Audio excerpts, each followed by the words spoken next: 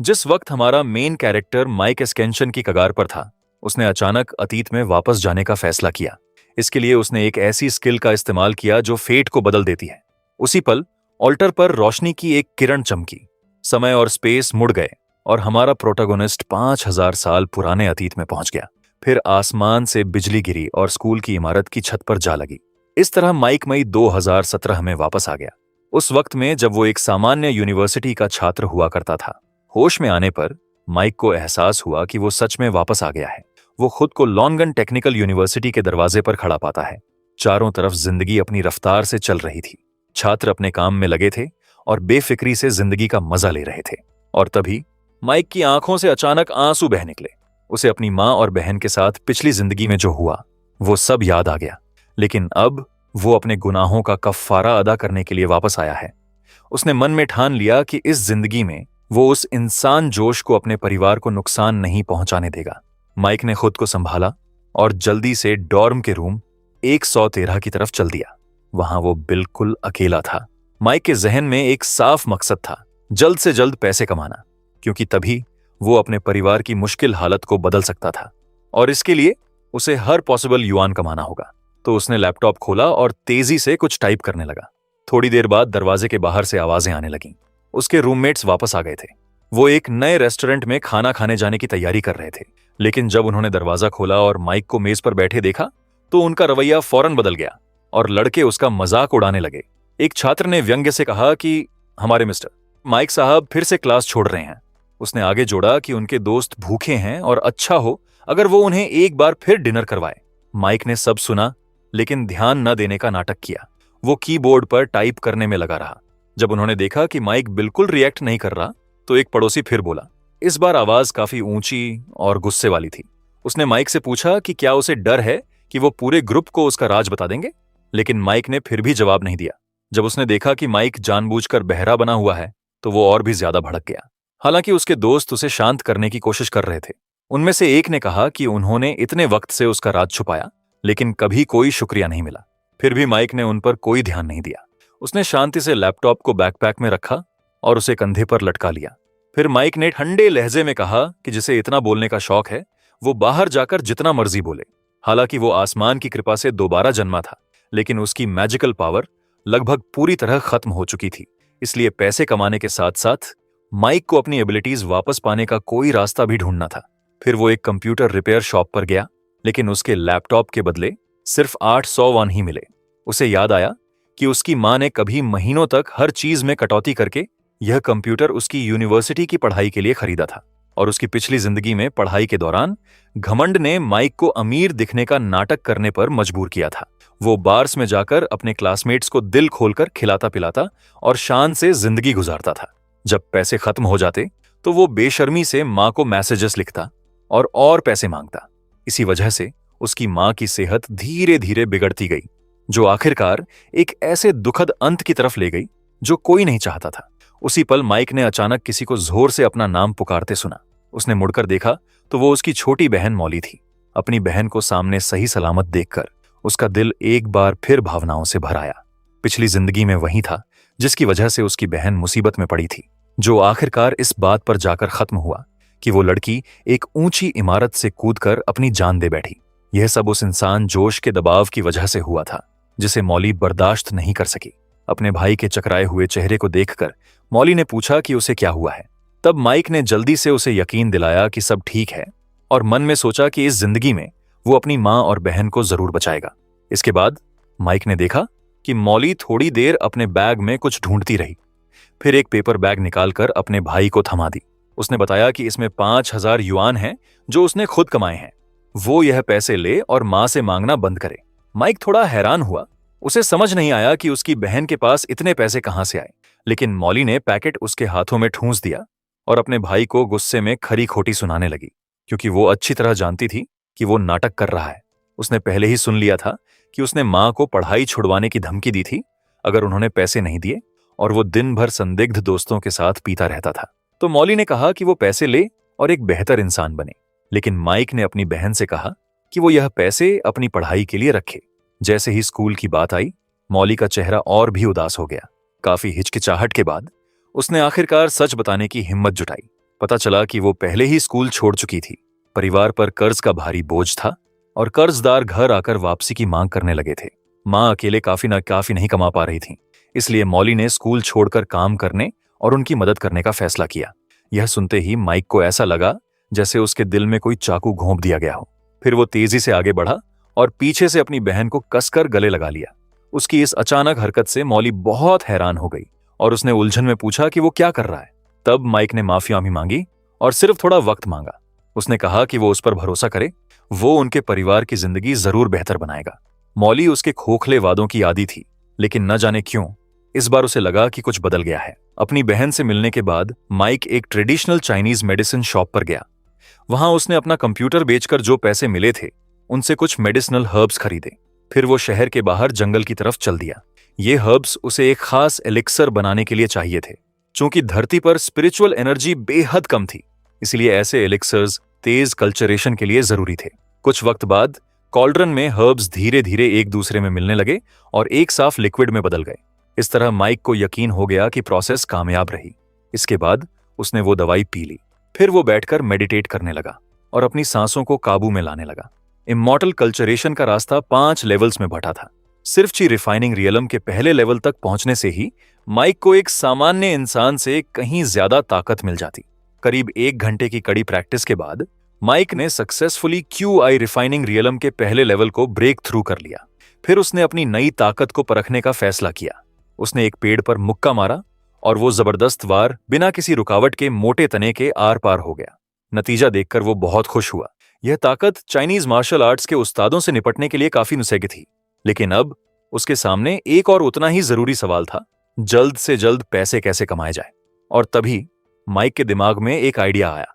वो एक internet cafe पर गया, लेकिन वहां वो एक मशहूर रिटेल चेन का फायदा उठाने आया था। वो साइट एक ब्लैक मार्केट की तरह थी, जहां लोग इंफॉर्मेशन से लेकर हर तरह के टास्क पोस्ट कर सकते थे। जैसे ही माइक ने साइट खोली, उसकी नजर मेन पेज पर एक अनामोनस यूजर का पोस्ट किया हुआ टास्क पर पड़ी।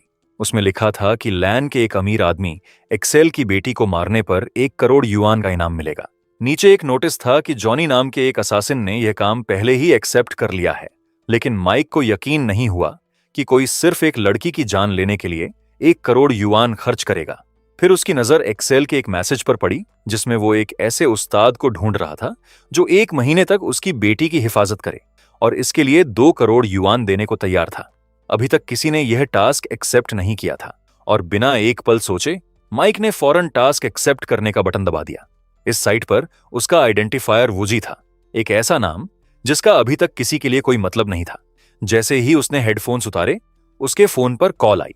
अपनी लोकेशन बताने के बाद माइक अपनी कुर्सी पर वापस बैठ गया और सू फैमिली के लोगों का इंतजार करने लगा। लेकिन दूसरी तरफ एक्सेल की सेक्रेटरी ने जब सुना कि वो इंसान एक इंटरनेट कैफे में है, तो उसे शक हो गया। उसने अपने मालिक से पूछा कि क्या यह बंदा भरोसेमंद है। एक्सेल ने कहा कि शुक्र है कि किसी ने तो टास्क एक्सेप्ट किया और पहले उसे यहां लाने को कहा। करीब आधे घंटे बाद माइक सू फैमिली की विला के सामने खड़ा था। जैसे ही माइक गाड़ी से उतरा, एक्सेल हैरान रह गया।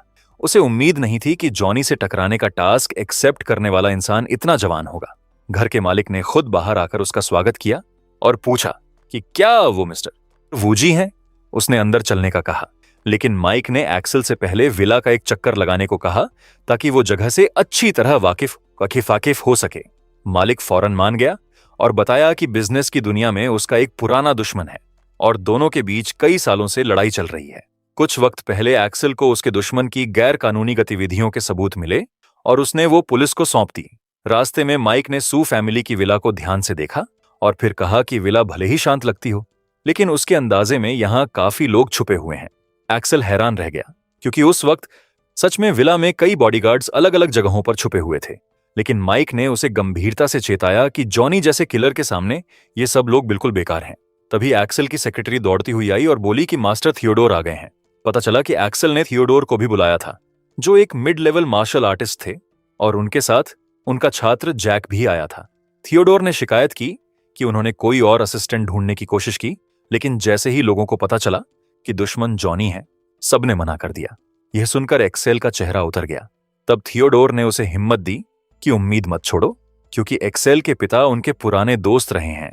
तभी थियोडोर की नजर पास खड़े एक और इंसान पर पड़ी। एक्सेल ने जल्दी से उसका परिचय कराया। उसने बताया कि यह जवान लड़का वही है जिसने ब्लैक मार्केट मिशन को वूजी के नाम से एक्सेप्ट किया है। यह सुनकर थियोडोर और जैक के मुंह सचमुच खुले रह गए, क्योंकि सामने एक बेहद जवान लड़का खड़ा था। फिर जैक उसके पास आया और बोला कि 20 लाख युआन का इनाम उसके लिए बहुत बड़ी रकम है। थियोडोर ने जैक को तुरंत झिड़का और तमीज से बात करने को कहा, लेकिन बातों के बावजूद थियोडोर और एक्सेल दोनों के मन में शक था। माइक बहुत जवान लग रहा था और यह सोचना मुश्किल था कि वो कितना ताकतवर होगा। फिर एक्सेल ने सावधानी से पूछा कि क्या उसके पास अपनी बेटी की हिफाजत का कोई प्लान है। माइक ने शांति से सर हिलाया और पहले यह मांग रखी कि विला की सारी सर्विलांस कैमरों हटा दी जाए और छुपे हुए बॉडीगार्ड्स को भी हटाया जाए। यह सुनकर थियोडोर को लगा कि माइक जॉनी को बाहर निकालने की कोशिश कर रहा है, लेकिन उनके हिसाब से यह चाल काम नहीं करेगी। माइक ने समझाया कि उसका यह फैसला इसलिए है क्योंकि ये सब लोग बहुत कमजोर हैं और टकराव की सूरत में बस रास्ते में आएंगे। ये बात सुनकर एक्सेल, थियोडोर और जैक सब हैरान रह गए, क्योंकि उन्हें माइक की असली ताकत का अंदाजा नहीं था, लेकिन उसके आत्मविश्वास और थोड़ी हद तक उसकी बेखौफी ने गहरा असर जरूर छोड़ा। फिर माइक ने थियोडोर और जैक की तरफ देखा और कहा कि वो दोनों भी यहां रुकने लायक मुश्किल से ही हैं। यह सुनकर जैक गुस्से से भड़क उठा और नाराज होते हुए बोला कि वो खुद को कोई बड़ा जाट समझता है और उसे लड़ाई के लिए ललकारा। माइक बस हंसा और बोला कि अगर कोई उसकी ताकत परखना चाहता है तो अकेला जैक इसके लिए काफी नहीं। इन शब्दों ने जैक को और भी ज्यादा भड़का दिया। फिर माइक ने एक्सेल से कहा कि विला के सारे फाइटर्स को बुलाए और एक साथ हमला करें। उसने यकीन दिलाया कि वो 100 लोगों को भी संभाल सकता है।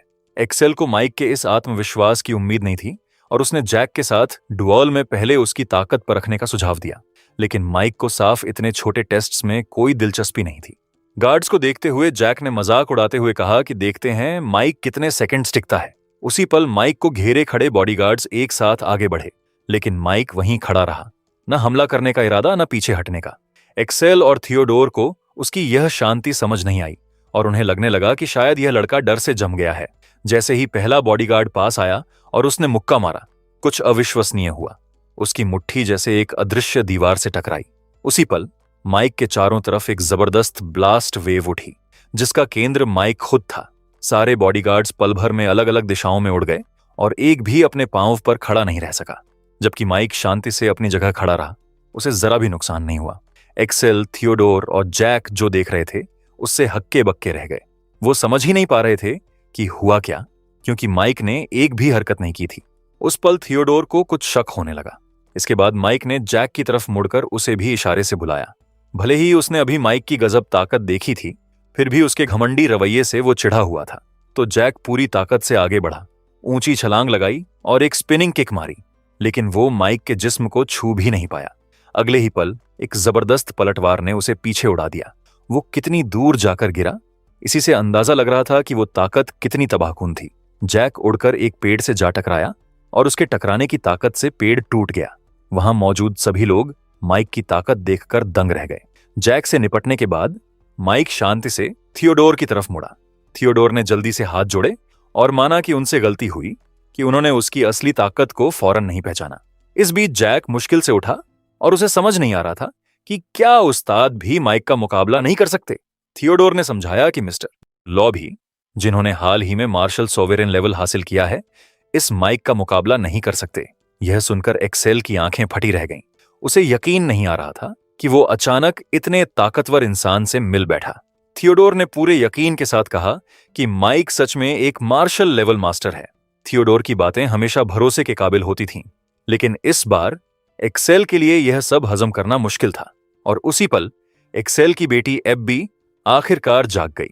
बाहर की तेज आवाजों ने उसकी नींद तोड़ दी थी।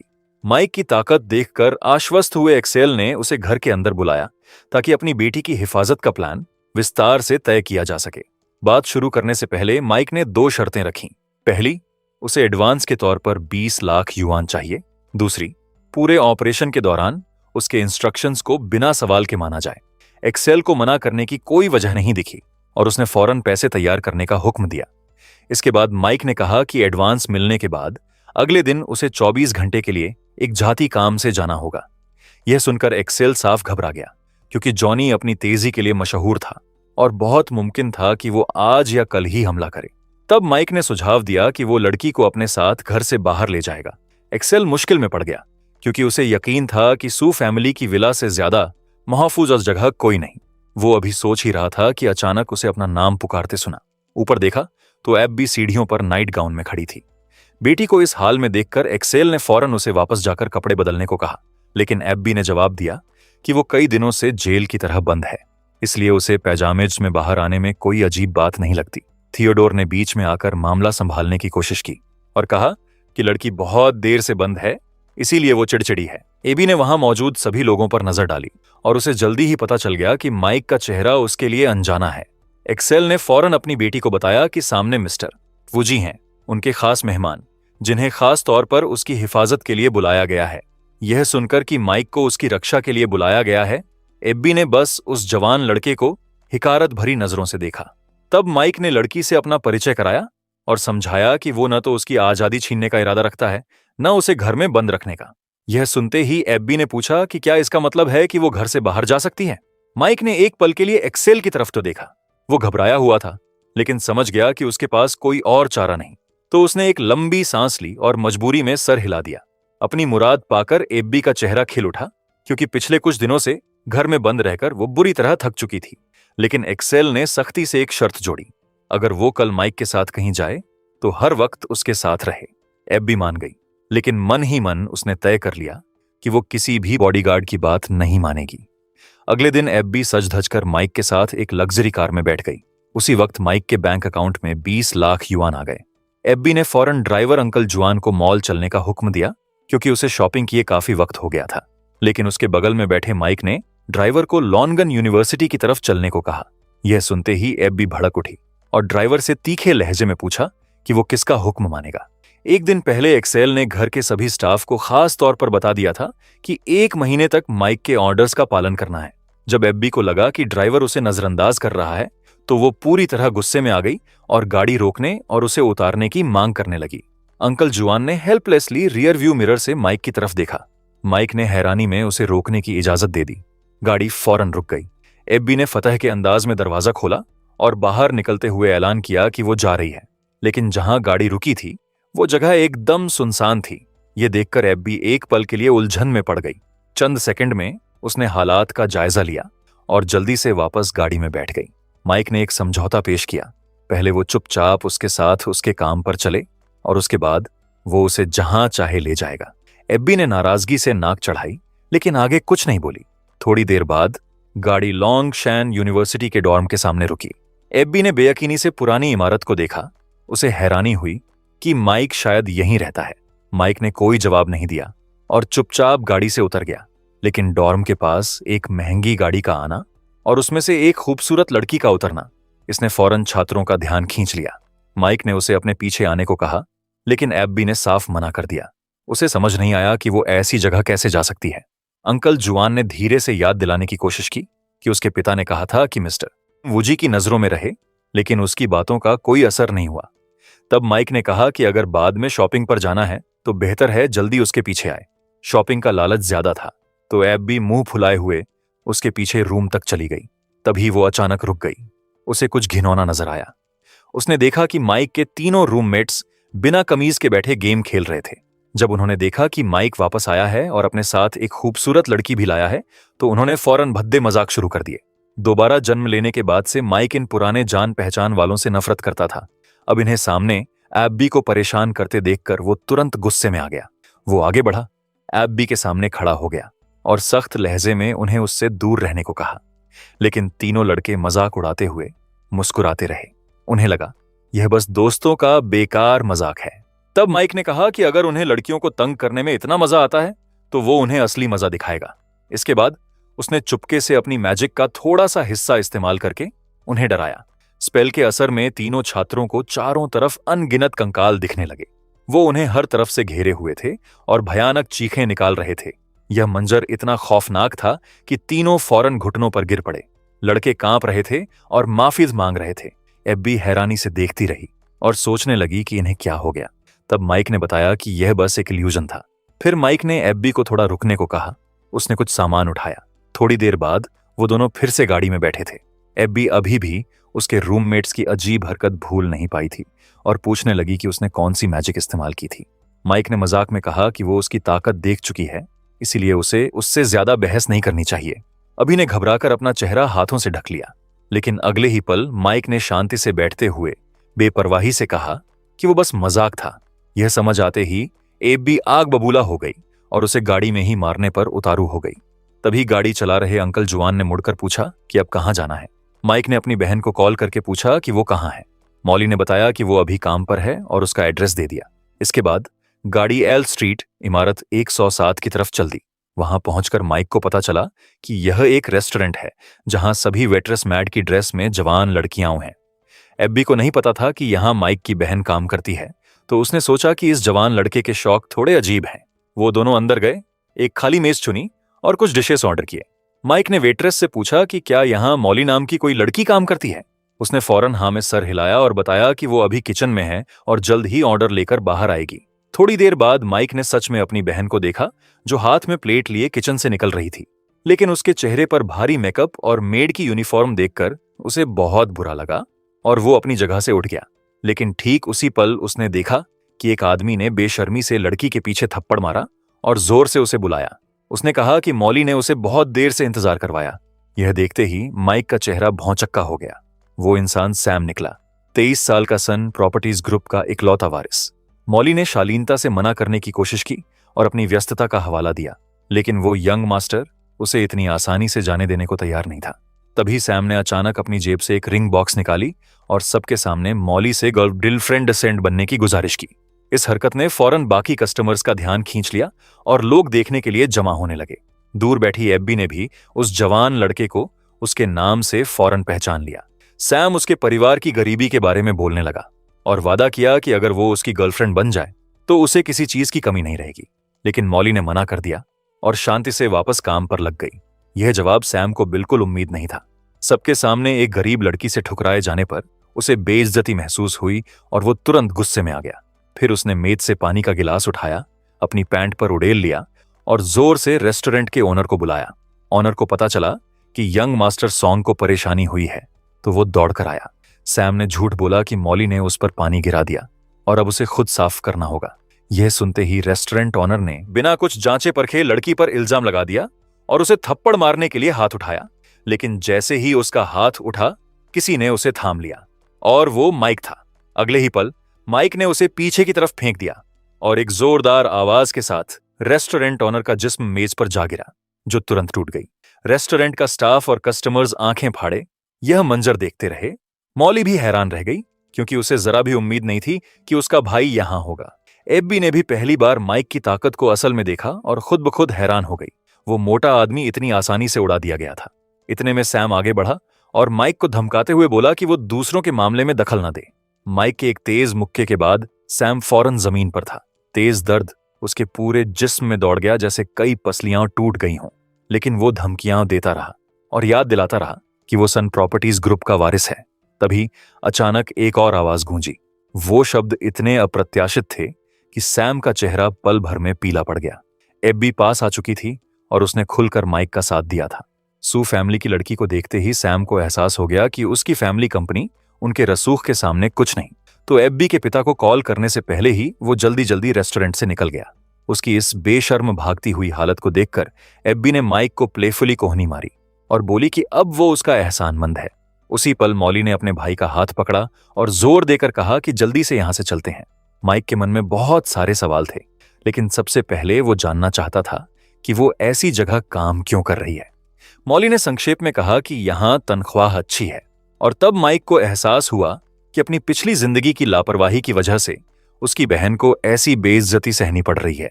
मॉली ने धीरे से याद दिलाया कि उसने अभी कपड़े नहीं बदले, और तब माइक को होश आया कि वो अभी भी मेड की यूनिफॉर्म में है। उसने फौरन एब्बी से पूछा कि क्या उसे पास में कोई क्लोथिंग स्टोर पता है। एब्बी फौरन उत्साहित हो गई और पूरे यकीन के साथ बोली कि वो बिल्कुल सही जगह आई है। इसके बाद वो तीनों मिलकर कई स्टोर्स में गए। एब्बी ने मॉली के लिए झटपट कई आउटफिट्स चुन लिए। सभी चीजें बहुत अच्छी लग रही थीं और एब्बी और माइक दोनों ने देखा कि वो मॉली पर कितनी अच्छी लगती हैं। लेकिन जब मॉली ने टैग्स पर कीमतें देखी तो उसका चेहरा पीला पड़ गया और उसने जल्दी से कहा कि वो इतनी महंगी चीजें नहीं खरीद सकती। तब एब्बी ने मुस्कुराते हुए कहा कि उसका भाई अब अमीर है और सिर्फ कुछ आउटफिट्स ही नहीं, पूरा स्टोर भी खरीद सकता है। मॉली ने हैरानी से पूछा कि यह कैसे मुमकिन है। एब्बी ने बताया कि माइक अब उनकी फैमिली का बॉडीगार्ड है और उसकी तनख्वाह बहुत ज्यादा है। हालांकि मॉली को अभी पूरी बात समझ नहीं आई, लेकिन आखिरकार उसने भाई को कपड़ों का हिसाब चुकाने दिया। शॉपिंग पूरी होने के बाद माइक ने अपनी बहन को 2 लाख युआन ट्रांसफर किए और कहा कि कुछ पैसे अपने लिए रखे और बाकी मां को दे दें। मॉली के मन में और भी बहुत कुछ जानने की इच्छा थी, लेकिन माइक जानता था कि वो उसे अपने बदलाव की सच्चाई नहीं बता सकता। तो उसने एक और कहानी घड़ी कि उसकी मुलाकात एक रहस्यमय उस्ताद से हुई जिसने उसे मार्शल आर्ट्स सिखाया। लेकिन मॉली इतनी भोली नहीं थी। उसने साफ कह दिया कि वो ऐसी परियों की कहानियों पर यकीन नहीं करने वाली। कुछ पलों के लिए भाई बहन चुपचाप एक दूसरे को देखते रहे और फिर मॉली अचानक हंस पड़ी और बोली कि वो सच जानने की कोशिश नहीं करेगी। फिर उसने कहा कि वो मां को सब बता देगी। यह कहकर वो जाने लगी। माइक उसके पीछे गया और मां से माफी मांगने को कहा, लेकिन मॉली ने कहा कि ऐसी बातें उसे खुद जाकर कहनी चाहिए। जैसे ही वो गाड़ी में बैठा, एब्बी उसे छेड़ने लगी कि इतना ताकतवर मार्शल आर्टिस्ट अपनी छोटी बहन से डरता है। माइक ने कोई जवाब नहीं दिया, लेकिन उसके थोड़े लाल हुए गाल उसकी शर्मिंदगी जाहिर कर रहे थे। जैसे ही गाड़ी चली, एब्बी विस्तार से गिनाने लगी कि उस दिन उसने कितनी बार उसकी मदद की। माइक ने इशारा समझ लिया और फौरन अंकल जुआन से कहा कि एब्बी के इंस्ट्रक्शंस माने और उसे जहां वो चाहे ले जाए। यह सुनकर एब्बी खुशी से चहक उठी और शॉपिंग सेंटर चलने का हुक्म दिया। शॉपिंग उसकी जिंदगी की सबसे पसंदीदा चीज थी और अब वो इसका पूरा मजा ले सकती थी। मूड अच्छा होने की वजह से वो लगभग शाम तक शॉपिंग करती रही। नतीजा ये हुआ कि माइक बॉडीगार्ड की भूमिका के साथ साथ बैग्स उठाने वाला भी बन गया। जब तक गाड़ी की पिछली सीट पूरी तरह बैग से भर नहीं गई, एब्बी ने चैन नहीं लिया। लेकिन इससे पहले कि अंकल जुआन गाड़ी स्टार्ट करता, माइक को अचानक कुछ अजीब महसूस हुआ। हालांकि उसने शांति से कहा कि कुछ ज्यादा गंभीर नहीं है और बस वापस चलते हैं। दरअसल उसका अंदेशा सही निकला। उसी वक्त कोई उन पर नजर रखे हुए था। सू फैमिली की विला तक का रास्ता शहर के बाहरी इलाके से गुजरता था और जाते वक्त सब शांत था, लेकिन वापसी पर गाड़ी को अचानक जोर से ब्रेक लगाना पड़ा। सड़क के बीचों बीच एक पेड़ का तना पड़ा हुआ था। जुआन घबराकर रुकावट देखने के लिए गाड़ी से उतरा। माइक भी उसके पीछे उतरा। वो दोनों यह सोच ही रहे थे कि पेड़ कैसे हटाया जाए। तभी एक तेज सीटी की आवाज आई और जुआन ने एक गोली अपनी तरफ आते हुए देखी, लेकिन माइक ने फौरन अपनी ताकत इस्तेमाल की और उड़ती हुई गोली को हवा में ही रोक लिया। जब सबको पता चला कि यह गोली है, तो जुआन के पांव कांप गए और वो डर से जमीन पर बैठ गया। माइक के लिए ऐसे हमले बस एक सस्ती चाल से ज्यादा कुछ नहीं थे, लेकिन चूंकि दुश्मन ने यह खेल शुरू किया था, तो वो भी जवाब देने के लिए तैयार था। यही सोचते हुए उसने एनर्जी का बहाव तेज किया और गोली को वापस निशानेबाजों की तरफ भेज दिया। जंगल में छुपे 2 किलर्स पल भर में सर पर लगी गोली से ढेर हो गए। उन्हें समझ भी नहीं आया कि क्या हुआ। इसी बीच गाड़ी में ऊँघ रही एब्बी ने शोर सुनकर दरवाजा खोला और देखने लगी कि क्या हो रहा है। उसे देखते ही जुआन घबरा गया और उसे फौरन चेताया कि यह एम्बुश है और उसे तुरंत गाड़ी में वापस जाना होगा। पहले एब्बी को समझ नहीं आया कि वो क्या कह रहा है, लेकिन जैसे ही वो बोलना बंद हुआ, उसे एक अजीब सी बू आई और जब तक उसे एहसास हुआ कि यह स्लीपिंग गैस है, तब तक देर हो चुकी थी। उसका जिस्म एकदम कमजोर पड़ गया और वो बेहोश हो गई। लगभग उसी वक्त जुआन भी गैस के असर में बेहोश हो गया। सिर्फ माइक होश में था। कुछ देर बाद जब गैस छोड़ने लगी, तो अनजान लोग गाड़ी की तरफ निकले। एब्बी को थोड़ा होश आया तो उसने कई अजनबी देखे। उनके हाथों में गन्स थे और वो सीधे उसकी तरफ बढ़ रहे थे। अधमरी हालत में वो माइक को आवाजें देने लगी, लेकिन वो वहां नहीं था। ग्रुप के लीडर ने लड़की की हालत देखकर बॉडीगार्ड को ढूंढने में वक्त बर्बाद न करने का फैसला किया और अपने आदमियों को पहले एब्बी को उठाकर ले जाने का हुक्म दिया।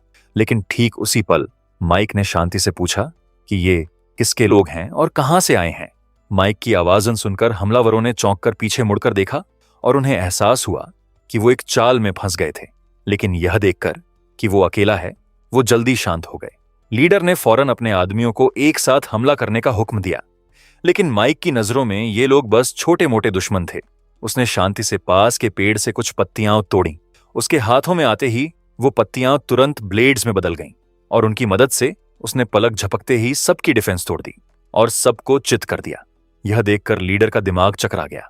उसे यकीन नहीं हो रहा था कि कोई सिर्फ पत्तियों से लोगों को घायल कर सकता है। लैंड सिटी में उसने इस लेवल के किसी उस्ताद के बारे में कभी नहीं सुना था। इसी बीच माइक ने फिर वही सवाल पूछा, उन्हें किसने भेजा? उसने जानबूझकर इस इंसान को जिंदा रखा था ताकि इंफॉर्मेशन मिल सके, लेकिन उसके दुश्मन ने अपनी बात जाहिर करने की बजाय मौत को चुना। जब उसे लगा कि जीत नहीं सकता, तो उसने अपने दांत में छुपे पॉइजन कैप्सूल को दांतों से दबा लिया। कुछ सेकंड बाद वो खून उगलने लगा। अगले ही पल वो मरकर जमीन पर गिर गया। सुराग वहीं खत्म हो गया और माइक को थोड़ी निराशा हुई। दुश्मन मर चुका था तो बस वापस घर जाना था। माइक ने अपनी ताकत का थोड़ा सा हिस्सा इस्तेमाल करके रास्ते में पड़े पेड़ को तोड़ दिया। इसके बाद वो बेहोश एब्बी के पास वापस आया। फिर उसने अपनी इंटरनल एनर्जी उसके जिस्म में डाली ताकि स्लीपिंग गैस के असर को खत्म किया जा सके। उसी पल एब्बी की आंखें खुल गईं। आंखें खुलते ही पहली चीज जो उसने देखी वो ये थी कि माइक उसके पास खड़ा है और उसका हाथ उसके सीने पर है। एब्बी एकदम उछलकर खड़ी हो गई। उसने अपनी बाहें सीने पर बांध लीं और घबराकर चिल्लाने लगी, उस पर गंदी हरकत का इल्जाम लगाते हुए। तब माइक ने शांति से समझाया कि वो दरअसल उसे बचा रहा था और एबी ने चारों तरफ देखा तो पास में कई नकाबपोश लोग नजर आए। यह मंजर देखकर उसका चेहरा पीला पड़ गया और जब उसे पता चला कि ये उसे मारने आए थे तो डर और बढ़ गया। थोड़ी देर बाद हुआन को भी होश आया।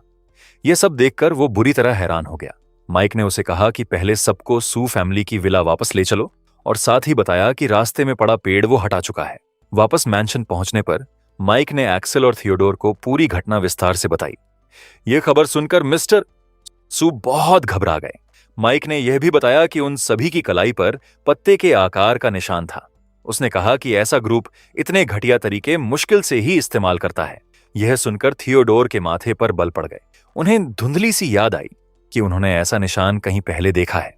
हमले की इस घटना ने एक्सेल को अपनी बेटी की सुरक्षा को लेकर इतना फिक्रमंद कर दिया कि उसने तय कर लिया कि एब्बी घर से बाहर नहीं जाएगी। माइक ने माना कि अब ज्यादा सावधानी जरूरी है। फिर जैसे उसे कुछ जरूरी बात याद आई, उसने एक्सेल से अच्छी क्वालिटी के जैड से बने कुछ ब्रेसलेट्स ढूंढने में मदद मांगी। घर के मालिक को समझ नहीं आया कि इनका क्या करना है, लेकिन उसने फौरन अपनी सेक्रेटरी को यह काम सौंप दिया। थोड़ी देर बाद वो जेड ब्रेसलेट्स का एक पूरा बॉक्स लेकर आई। पहली नजर में ही साफ था कि ये बेहतरीन क्वालिटी के गहने थे। माइक बहुत खुश हुआ और बॉक्स उठा लिया। एक्सेल ने अंदाजा लगाया कि माइक शायद इन्हें बुरी आत्माओं से बचाव के लिए ब्लेस्ड करने वाला है, लेकिन थियोडोर ने कहा कि ऐसी बातें सिर्फ ढोंगी लोग करते हैं, क्योंकि असली उस्ताद ऐसे अंधविश्वासों पर भरोसा नहीं करते। यह सुनकर एक्सेल थोड़ा शर्मिंदा हो गया और अपनी अनजानी के लिए माफी मांगने लगा। उसी रात माइक बॉक्स लेकर अपने रूम में गया और कुछ बेहतरीन जेड आइटम्स चुने। उसने उनमें अपनी ताकत का कुछ हिस्सा डाल दिया। इसके बाद उसने एक ब्रेसलेट उठाया और एब्बी के रूम में गया। एब्बी ने साफ नाराजगी के साथ दरवाजा खोला और पूछा कि वो इतनी रात को क्यों आया है। माइक ने बस ब्रेसलेट उसे थमा दिया और कहा कि कल से इसे हमेशा अपनी नंगी त्वचा पर पहने। यह सुनकर एब्बी ने अजीब से अंदाज में बाहें सीने पर बांध लीं और उस पर अजीब इरादे रखने का शक करने लगी। इसके बाद माइक गहनों का बॉक्स लेकर लिविंग रूम में वापस आया, जहां थियोडोर और एक्सेल अभी भी बैठे थे। माइक ने उन्हें दिखाने का फैसला किया कि ये आइटम्स असल में किस काम के हैं। उसने एक बॉडीगार्ड से गन मांगी, फिर जेड पेंडेंट को हवा में उछाला। अगले ही पल उसने उस पर गोली चलाई। गोली बैरल से निकली, लेकिन जैसे किसी अदृश्य दीवार से टकराई और किनारे की तरफ उछल गई। यह देखकर थियोडोर अपनी हैरानी छुपा न सके। पेंडेंट वापस माइक की हथेली में आ गिरा, लेकिन तुरंत कई टुकड़ों में टूट गया। एक्सेल को समझ आया कि यह सुरक्षा सिर्फ एक बार काम करेगी, लेकिन एक बार की सुरक्षा भी जान बचा सकती है। माइक ने समझाया कि यह तो बस एक ट्रायल था, एक बार के इस्तेमाल के लिए। असली ब्रेसलेट्स 4 से 5 हमले झेल सकते हैं। एबी को उसने पहले से सबसे बेहतरीन ब्रेसलेट दे दिया था, क्योंकि वो दुश्मनों का मुख्य निशाना थी। बाकी गहने उसने थियोडोर और एक्सेल में बांट दिए और साथ ही कहा कि एक एक उसकी मां और बहन को भी दे दिया जाए। एक्सेल ने फौरन यह काम करने का हुक्म दिया। अगली सुबह एब्बी ने काफी देर तक माइक का दिया ब्रेसलेट देखा, लेकिन उसे समझ नहीं आया कि यह किस काम का है। आखिरकार उसने तय किया कि यह उसके स्टाइल में फिट नहीं होता, इसलिए नहीं पहनेगी। और वैसे भी माइक का उसे पहनने पर जोर देना उसे पसंद नहीं आया था, तो उसने प्रिंसिपल पर नहीं पहनने का फैसला किया। जब वो नीचे उतरी तो लिविंग रूम में अपने पिता से मुलाकात हुई, जो चाय पी रहे थे। एक्सेल ने फौरन पूछा कि वो कहां जा रही है। एब्बी ने जिद के साथ जवाब दिया कि वो बाहर जाकर मौज करना चाहती है। माइक पहले तो दखल देने वाला नहीं था, लेकिन उसने देखा कि एब्बी ने ब्रेसलेट नहीं पहना, तो उसे खुद उसके साथ जाना पड़ा। हालांकि एब्बी माइक के लगातार पीछे आने से और भी चिढ़ गई। थोड़ी देर बाद वो उसके पसंदीदा शॉपिंग सेंटर पहुंच गए। रास्ते भर एब्बी इस चिपकू बॉडीगार्ड से पीछा छुड़ाने का कोई तरीका सोचती रही। एब्बी ने माइक से गुजारिश की कि कम से कम एक दिन उसे अकेला छोड़ दे, लेकिन माइक ने मना कर दिया। यह सब एब्बी को बेहद खल रहा था। उसे समझ नहीं आया कि जब यह बंदा हर वक्त उसके पीछे पीछे है तो मजा कहां से आएगा। आखिरकार उसके दिमाग में एक आइडिया आया। उसने कहा कि वो वॉशरूम जा रही है। उसे यकीन था कि माइक उसके पीछे वहां नहीं आएगा। माइक बाहर रुककर इंतजार करने लगा। उसे अच्छी तरह पता था कि वो कुछ करने वाली है। एब्बी को पूरा यकीन था कि इस बार वो उससे आगे निकल जाएगी। तो उसने विंडो से बाहर निकलने का प्लान बनाया। वो विंडो जिल पर चढ़ी और फैन के सहारे झुकने लगी। ठीक उसी वक्त उसका एक जूता पांव से उड़ गया और एब्बी का नंगा पांव फैन से टकराने की नौबत आ गई। लेकिन तभी उसे नीचे से कुछ अजीब आवाजें सुनाई दी। जैसे ही एब्बी बाथरूम की विंडो से बाहर निकली, उसने देखा कि माइक नीचे एयर कंडीशनर की बाहरी यूनिट पर शांति से खड़ा है। हैरान एबी ने पूछा कि वो वहां कब पहुंच गया। माइक ने कहा कि यह अब ज्यादा मायने नहीं रखता, क्योंकि उसकी और भी एक समस्या है। उसने हैरानी से कहा कि उसकी ड्रेस के नीचे सब कुछ नजर आ रहा है। माइक की बात सुनते ही एबी का चेहरा कानों तक लाल हो गया। एक तेज चीख के साथ वो वापस वॉशरूम में भाग गई। माइक से पीछा छुड़ाने का प्लान पूरी तरह नाकाम रहा। माइक बाहर शांति से एब्बी का इंतजार करता रहा। एब्बी मन ही मन सोच रही थी कि यह घिनौना बंदा उसे कितना परेशान करता है। तभी बाहर खड़े माइक ने किसी को अपना नाम पुकारते सुना। मुड़कर देखा तो एक लड़की थी। वो एलिस थी। वो उसी क्लास में पढ़ती थी और स्कूल की असली गॉडेस मानी जाती थी। खूबसूरत, लाजवाब फिगर, मीठा स्वभाव और दोस्ताना मुस्कान, उसे लगभग सभी पसंद करते थे। पिछली जिंदगी में माइक भी उनमें से एक था जो चुपके से उसे पसंद करता था। और एक बार जब वो सड़कों पर भटक रहा था, तब एलिस ने उसकी मदद भी की थी। एब्बी की नजर इस अजनबी लड़की पर पड़ी और वो नौसियत से वॉशरूम के दरवाजे से सर बाहर निकालकर देखने लगी। एलिस ने भी उसे देखा और मुस्कुराते हुए माइक से पूछा कि क्या यह खूबसूरत लड़की उसकी गर्लफ्रेंड है। उसने कहा कि अच्छा चुनाव किया। इससे पहले कि माइक कुछ बोलता, एब्बी ने जोर से चिल्लाकर कहा कि वो कभी उसकी गर्लफ्रेंड नहीं बनेगी और फौरन दरवाजे के पीछे छुप गई। फिर माइक ने एलिस से हालचाल पूछा और उसने बताया कि सब ठीक है। वो हैरान थी कि माइक कितना बदल गया है। उसकी मौजूदा हरकतें पहले वाले माइक जैसी बिल्कुल नहीं थीं। उसने बस इतना कहा कि वक्त इंसान को बदल देता है। यह बात सुनकर एलिस हंस पड़ी और उसे छेड़ते हुए बोली कि वो किसी बूढ़े की तरह बोलता है। थोड़ी और बातें हुईं। फिर एलिस को अचानक एक जरूरी बात याद आई। कुछ दिनों बाद उसका बर्थडे था। उसने बताया कि वो घर पर पार्टी रखने वाली है और चूंकि दोनों की मुलाकात यहां हो गई, तो उसने माइक को आने का न्योता दे दिया। फिर एलिस ने मुस्कुराते हुए कहा कि वो उनकी डेट में और ज्यादा रुकावट नहीं बनेगी। यह कहकर उसने अलविदा कहा और चली गई। उसे जाते हुए देखते हुए माइक के मन में एक अजीब सा एहसास जागा। उसे नहीं लगा था कि जिन लोगों को वो अतीत में खोया हुआ समझता था, उनसे दोबारा मुलाकात होगी। उसी वक्त उसका फोन बजा और उठाया तो जुआन की घबराई हुई आवाज सुनाई दी। उसने बताया कि एब्बी ने चुपके से गाड़ी की चाबी चुराई और बिना ड्राइविंग लाइसेंस के गाड़ी लेकर चली गई। माइक ने शांति से जवाब दिया कि वो देख लेगा। इसी बीच एबी खुद सड़क पर गाड़ी चला रही थी। आजादी का यह एहसास उसे बहुत अच्छा लग रहा था। लेकिन मॉल से निकलने के थोड़ी देर बाद ही उसके पीछे पुलिस की सायरन बजने लगी। एबी फौरन घबरा गई। उसकी आजादी बहुत जल्दी खत्म हो गई। एक पुलिस कार ने उसे रोका। ऑफिसर गाड़ी से उतरा और बताया कि उसे बिना लाइसेंस के गाड़ी चलाने की शिकायत मिली है। उसने डॉक्यूमेंट्स मांगे। एबी मुश्किल में पड़ गई। उसके पास कोई लाइसेंस नहीं था। ऑफिसर को समझ आ गया कि वो डॉक्यूमेंट्स देने वाली नहीं है, तो उसने उसे गाड़ी से बाहर निकलने को कहा। और ठीक उसी पल उसे माइक की संतुष्ट आवाज सुनाई दी। उसने कहा कि जिसे गाड़ी चलानी नहीं आती, उसे स्टीयरिंग के पीछे नहीं बैठना चाहिए और बाकी फीमेल ड्राइवर्स की बदनामी नहीं करानी चाहिए। एबी को फौरन समझ आ गया कि पुलिस को उसी ने बुलाया था और वो गुस्से में चिल्लाई कि वो उसे एक दिन जरूर मारेगी। नतीजा ये हुआ कि उसे पुलिस स्टेशन जाना पड़ा और जुर्माना भरना पड़ा। इसके बाद एब्बी लगातार 3 दिन तक माइक से बेहद नाराज रही। तीनों दिन वो अपने रूम में बंद रही और बाहर तक नहीं बाहर निकली। एक वक्त माइक ने उसके दरवाजे पर दस्तक दी। एबी का चेहरा अभी भी उतरा हुआ था। माइक ने पूछा कि क्या वो अभी भी नाराज है। एबी ने गुस्से में उसे चले जाने को कहा और दरवाजा बंद कर दिया। लेकिन माइक दस्तक देता रहा और बोला कि उसे उसकी मदद चाहिए। यह सुनते ही कि माइक उससे कोई फेवर मांग रहा है, एब्बी ने अनमने मन से दरवाजा खोला और पूछा कि क्या बात है। पहले उसे कोई खास दिलचस्पी नहीं थी, लेकिन जब माइक ने वादा किया कि मदद करने पर वो उसकी एक शर्त मानेगा, तो एब्बी फौरन राजी हो गई। एलिस ने जो वक्त तय किया था, उस पर दोनों उसके शानदार मैंशन पहुंचे। एब्बी ने इस मौके के लिए एक खूबसूरत हरी ड्रेस पहनी थी। उसकी शर्त सीधी थी, अब से माइक को हर वक्त उसके पीछे पीछे नहीं घूमना होगा। माइक ने बिना हिचकिचाए हां कर दी। हालांकि उसने मन ही मन हंसते हुए सोचा कि ऑफिशियली साथ ना आए तो क्या, छुपकर नजर तो रख ही सकता है। जब एलिस ने पार्टी में माइक को देखा तो वो सच में खुश हुई। उसके पिता लियम उसके बगल में खड़े थे। माइक ने फौरन लड़की को बर्थडे की बधाई दी। एलिस ने खुद आगे बढ़कर एब्बी से मिली और अपना परिचय माइक की क्लासमेट के रूप में दिया। एबी ने घमंडी अंदाज में जवाब दिया कि वो माइक की मालकिन है। यह सुनकर एलिस उलझन में पड़ गई। उसने माइक की तरफ एक अजीब नजर डाली और सोचा कि इसकी पसंद थोड़ी अनोखी है। उसी पल माइक मन ही मन इस मनमानी लड़की को कोस रहा था। थोड़ी देर बाद हॉल में एक जवान आदमी की आवाज माइक को पुकारते हुए सुनाई दी। कई साल बीत जाने के बावजूद उसने यह आवाज फौरन पहचान ली। यह रॉबर्ट था। पिछली जिंदगी में माइक ने इस इंसान की वजह से बहुत तकलीफों उसके सामने उठाई थी और वो बेइज्जतियां वो भूल नहीं सका था। रॉबर्ट ने उसे देखते ही अपने पुराने क्लासमेट को छेड़ना शुरू कर दिया। उसने व्यंग्य से पूछा कि आज हमारे महान यंग मास्टर माइक इतने सादे कपड़ों में क्यों हैं?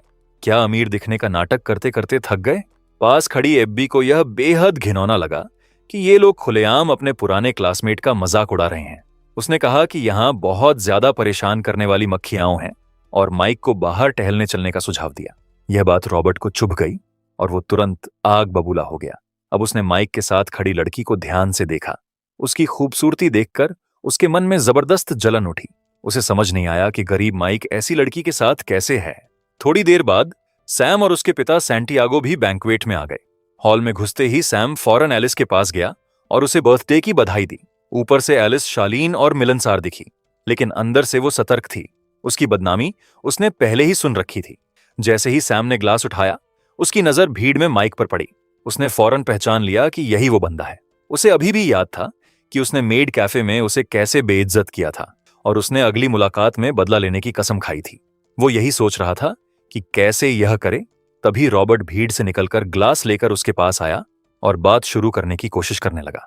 उसने अपना परिचय दिया और इशारा किया कि वो ऐसे इंसान से दोस्ती करके खुश होगा। यह देखकर सैम के दिमाग में एक चालाक आइडिया आया। उसने कहा कि वो दोस्ती कबूल करने को तैयार है, लेकिन पहले रॉबर्ट को एक छोटा सा काम करना होगा। उसे सभी मेहमानों के सामने माइक को पब्लिकली बेइज्जत करना होगा।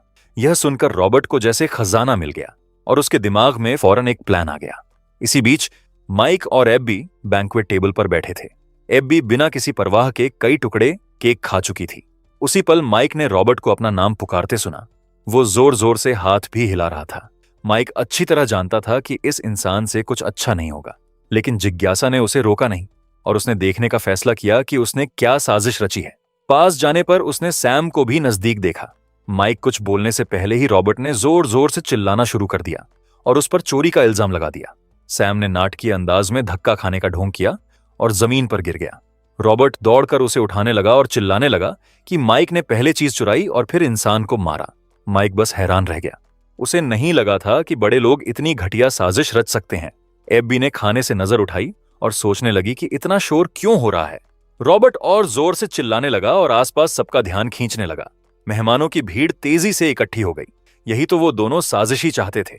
माइक ने बस मुस्कुराते हुए कहा कि सामान्य बड़े लोग ऐसा नहीं करते। रॉबर्ट और जोर से बोलने लगा और कहा कि माइक का स्वभाव स्कूल के दिनों से ही खराब था और लगता है अब भी नहीं बदला। शोर सुनकर एलिस का ध्यान खींचा और वो भीड़ को चीरते हुए माइक के सामने आ खड़ी हुई। उसने कहा कि यहां साफ कोई गलतफहमी है और माइक ऐसा नहीं कर सकता। लेकिन रॉबर्ट ने फौरन पलटकर कहा कि वो बहुत भोली है और इस इंसान का असली चरित्र नहीं जानती। उसने जोर से इल्जाम लगाया कि माइक ने एलिस की बर्थडे पार्टी में खुलेआम चोरी करने की हिम्मत की, जबकि उसे ऑफिशियल इनविटेशन मिला था।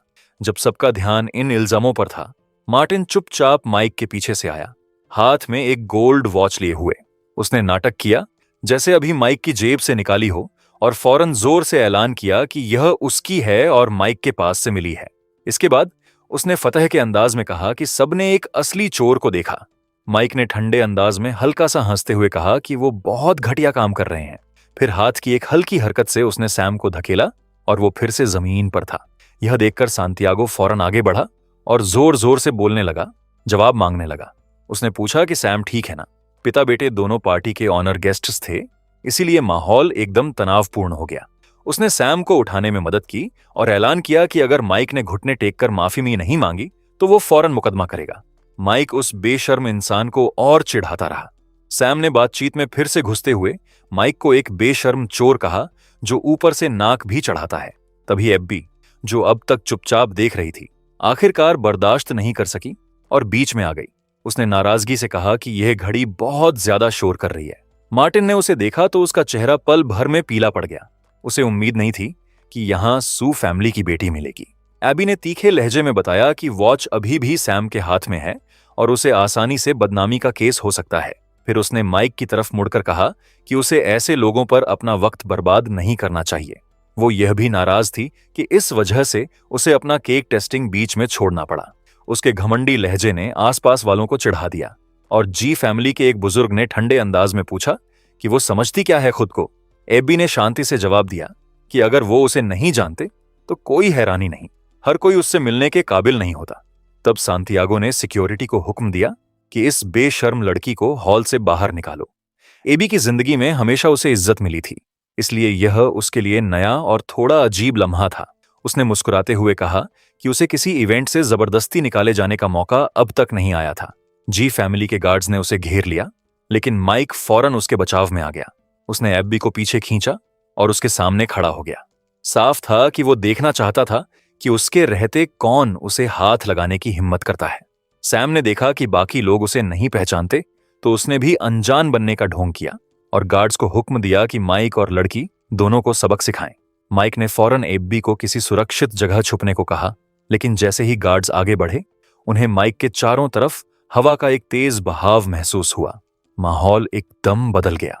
सैम ने हैरान होकर सोचा कि यह बंदा शायद मार्शल आर्ट्स का उस्ताद है। जैसे जैसे एनर्जी का बहाव तेज हुआ, गार्ड्स के सामने माइक के कई इल्यूजन्स नजर आने लगे। कोई नहीं बता सकता था कि असली कौन है। जब बाकी सब यह समझने की कोशिश कर रहे थे कि हो क्या रहा है, माइक ने फौरन हमला बोल दिया। नतीजा यह रहा कि गार्ड्स एक एक करके जल्दी ढेर होते गए। वहां मौजूद सभी लोग सदमे में जम गए। उन्हें यकीन नहीं हो रहा था कि पूरी भीड़ अकेले माइक को नहीं संभाल सकी। दूर से यह सब देख रही एब्बी बहुत खुश हुई और जोर से माइक को कहने लगी कि उस बूढ़े के बेशर्म बेटे और खुद उसे भी सबक सिखाए। सांतियागो ने आत्मविश्वास बनाए रखने की कोशिश की और सुनुंजी कॉरपोरेशन का चेयरमैन होने का हवाला दिया। बूढ़े की बात पूरी होने से पहले ही माइक ने एक वार से उसे उड़ा दिया और वो बेहोश हो गया। इसी बीच सैम देखता रहा कि उसके पिता को मार पड़ रही है, लेकिन वो कुछ नहीं कर सका। फिर वो माइक पर जोर जोर से धमकियां उछालने लगा, जिनका माइक पर जाहिर है कोई असर नहीं हुआ। जवाब में माइक ने शांति से कहा कि उसकी चुप्पी का मतलब कायरता नहीं है और यह किसी को भी उसे बेइज्जत करने का हक नहीं देती। लेकिन सैम ने पलटकर कहा कि माइक बस एक मार्शल आर्ट्स मास्टर है और इतना घमंड शोभा नहीं देता। इसके बावजूद माइक अचानक आगे बढ़ा। एक हाथ से सैम का सर पकड़ा और दूसरे से रॉबर्ट का। अगले ही पल उसने दोनों के माथे जोर से एक दूसरे से टकरा दिए। वॉर इतना जोरदार था कि दोनों के सामने अंधेरा छा गया और वो बेहोश हो गए। इसी बीच पार्टी के होस्ट को देखकर लग रहा था जैसे उनकी बेटी का बर्थडे पूरी तरह तबाह हो रहा है। वो बिल्कुल अवाक थे। पास खड़ी एलिस ने कई बार उन्हें समझाने की कोशिश की कि हुआ क्या, लेकिन हर बार वो उसे टाल देते थे। उसी शोरगुल के वक्त एक्सेल अपने लोगों के साथ बैंक्वेट हॉल में दाखिल हुआ। हॉल में घुसते ही वो सीधे माइक की तरफ बढ़ा और साफ इज्जत के साथ हाथ जोड़कर उसका स्वागत किया। उसने देर से आने की माफी मांगी और पूछा कि आखिर हुआ क्या। एक्सेल का माइक के प्रति यह रवैया देखकर सैम अपनी हैरानी छुपा न सका। इसी बीच सांतियागो को होश आया, लेकिन आंखें खुलते ही उसने एक्सेल को सामने देखा और कांप उठा। उसका सदमा और बढ़ गया जब एक्सेल उसकी तरफ मुड़ा और उसकी भलाई के लिए कहा कि यह मामला और न बढ़ाए। यह सुनकर सांतियागो पर जैसे बिजली गिरी।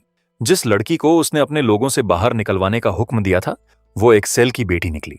जो हुआ था उसे समझते ही वो फौरन माइक के सामने घुटनों पर आ गया और अपनी नासमझी के लिए माफी मांगने लगा।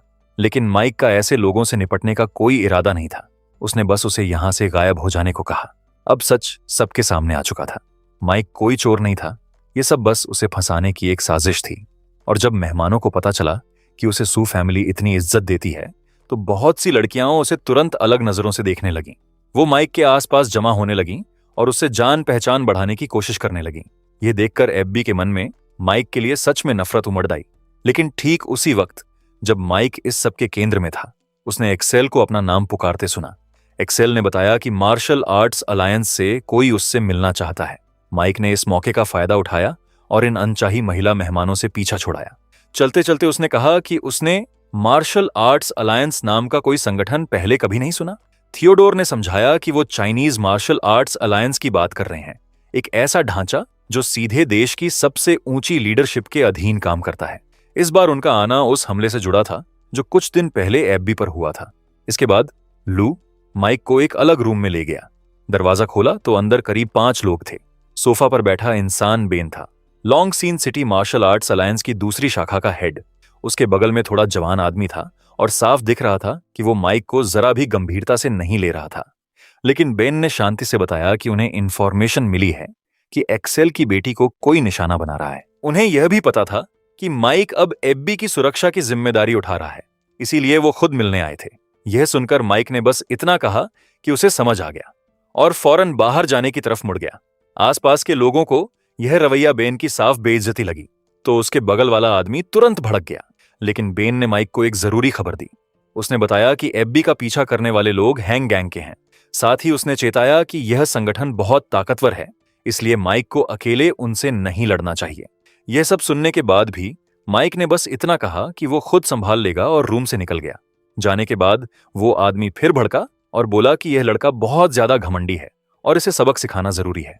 लेकिन बेन ने बस शांति से हंसते हुए कहा कि ऐसे स्वभाव वाला इंसान जल्द या देर से खुद मुसीबत मोल लेगा। उसने यह भी जोड़ा कि माइक कभी उसका प्रतिद्वंद्वी नहीं बन सकता। इसी बीच माइक वापस बैंक्वेट हॉल में एलिस को ढूंढने गया। पहले इतना हंगामा हुआ था कि उसे लड़की को बर्थडे गिफ्ट देने का मौका ही नहीं मिला था। जब एलिस ने माइक के हाथ से बॉक्स लेकर खोला तो अंदर एक जैड पेंडेंट था। एलिस ने फौरन कहा कि यह गिफ्ट बहुत महंगा है और वो इसे नहीं ले सकती, लेकिन माइक ने समझाया कि कीमत मायने नहीं रखती। उसने बस इतना मांगा कि वो पेंडेंट हमेशा अपने पास रखे, मुश्किल के वक्त यह उसकी रक्षा कर सकता है। इसी बीच एब्बी दूर से यह सब देख रही थी और दोनों को बात करते देखकर उसने मुंह फुला लिया। बर्थडे पार्टी खत्म होने के बाद एक मास्करेड बॉल रखा गया और एलिस की खातिर माइक वहां रुकने पर राजी हो गया। बॉल का वक्त आने पर माइक उम्मीद के मुताबिक मास्क पहनकर आया। कोने में मुड़ते ही उसे बनी कॉस्ट्यूम में एब्बी मिली। फिर भी माइक उसे पहचान गया। लड़की सूट में छुपी थी, लेकिन माइक को एहसास हो गया कि यह वही है। थोड़ी देर बाद एलिस आखिरकार हॉल में नजर आई। उसने एक खूबसूरत ड्रेस पहनी थी जिसके पीछे विंग्स लगे थे। वो किसी परी जैसी लग रही थी। उसे देखते हुए माइक खुद को तारीफ करने से नहीं रोक सका। थोड़ी देर बाद एलिस ने माइक को साथ डांस करने का न्योता दिया। पहले माइक मना करना चाहता था क्योंकि उसे डांस नहीं आता था, लेकिन एलिस ने उत्साह से कहा कि वो सिखा देगी। आखिरकार दोनों मुस्कुराते हुए हाथ थामकर डांस हॉल में चले गए। एब्बी को यह बिल्कुल पसंद नहीं आया। अब उसे लगने लगा कि सभी लड़के सच में बेकार होते हैं। दोनों जब पूरी तरह म्यूजिक में डूबे हुए थे तभी हॉल की सारी लाइट्स अचानक बुझ गईं। पहले मेहमानों को लगा कि यह किसी फेस्टिव सरप्राइज का हिस्सा है। तभी अंधेरे में एबी की एक तेज चीख गूंजी। वो डरी हुई थी, छोड़ने की मांग कर रही थी और माइक को पुकार रही थी। यह सुनते ही माइक फौरन वहां से हटा और एलिस को अकेला छोड़ दिया। लेकिन जैसे ही उसने कुछ कदम बढ़ाए, 2 अनजान आदमी एलिस के पास आ गए। उन्होंने उसे पकड़कर ले जाने की कोशिश की, जिससे वो बहुत डर गई। लेकिन जैसे ही उन्होंने उसकी तरफ हाथ बढ़ाया, माइक का दिया जेड पेंडेंट अचानक तेज रोशनी से चमक उठा, जैसे पल भर में उस लड़की के चारों तरफ एक अदृश्य दीवार खींच गई। यह देखकर अपहरणकर्ताओं को समझ आ गया कि यह काम आसान नहीं होगा, तो वो तुरंत वहां से भाग गए। एलिस को ले जाने में वो नाकाम रहे, लेकिन एब्बी को वो पकड़ ले गए और पता चला कि इसके पीछे हैंग गैंग का लीडर इलियाह था। इसी बीच अपहरणकर्ता निकलने ही वाले थे कि बेन ने उन्हें देख लिया। दोनों तरफ तनाव पैदा हो गया। जब दोनों दल एक दूसरे के सामने खड़े थे और माहौल और गर्म होता जा रहा था, तभी माइक धीरे धीरे उनके पास आया। उसने शांति से कहा कि उसे उनकी पुरानी दुश्मनी से कोई मतलब नहीं, लेकिन अभी उनके पास सिर्फ 2 रास्ते हैं। या तो फौरन एब्बी को छोड़ दें या वो खुद उन्हें तमीज सिखाएगा। लेकिन बेन का इलियाह से पुराना निजी हिसाब था।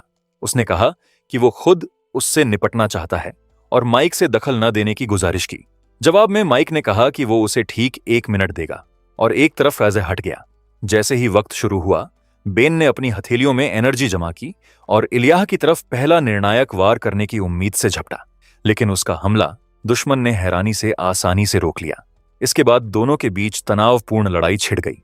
दोनों ने वार किए, अपनी अपनी टेक्निक्स आजमाई, लेकिन आखिरकार कोई भी साफ बढ़त नहीं ले सका। हालात तब बदले जब इलियाह ने अचानक पीछे से एक डैगर निकाला और बेन की बाईं छाती पर झटके से मारा। मार्शल आर्ट्स के नियमों का आदी बेन इतनी गंदी चाल की बिल्कुल उम्मीद नहीं कर रहा था। जैसे ही इलियाह दूसरा वार करके उसे खत्म करने वाला था, एक जोरदार किक ने उसे एक तरफ उड़ा दिया। माइक का उनकी लड़ाई देखते रहने का कोई इरादा नहीं था। माइक के सिर्फ एक वार से इलियाह पिट गया था और मुश्किल से खड़ा था। यह देखकर बेन अपना सदमा छुपा नहीं सका। अभी थोड़ी देर पहले वो माइक को हल्के में ले रहा था और सोच रहा था कि यह जल्दी मर जाएगा। अब उसे एहसास हुआ कि माइक की ताकत उससे कहीं ज्यादा है। इसी बीच इलियाह दांत भींचते हुए उठा और माइक को घूरने लगा। फिर उसने जल्दी से कोई पिल निकाली और निगल ली। उसी पल उसका जिस्म तेजी से बदलने लगा। पल भर में वो कई गुना बड़ा हो गया और काफी ताकतवर भी। ताकत महसूस करते हुए उसने ऐलान किया कि अपने पूर्वज की दी हुई पिल लेने के बाद यहां मौजूद सभी लोग उसके लिए मक्खी से ज्यादा कुछ नहीं। लेकिन वो बात पूरी भी नहीं कर पाया। अगले ही पल माइक उसकी आंखों के सामने से गायब हो गया। जब माइक दोबारा नजर आया, वो सीधे दुश्मन के सामने खड़ा था। इलियाह रिएक्ट करने का मौका भी नहीं पाया। माइक के एक जोरदार वार ने उसे जमीन में धंसा दिया।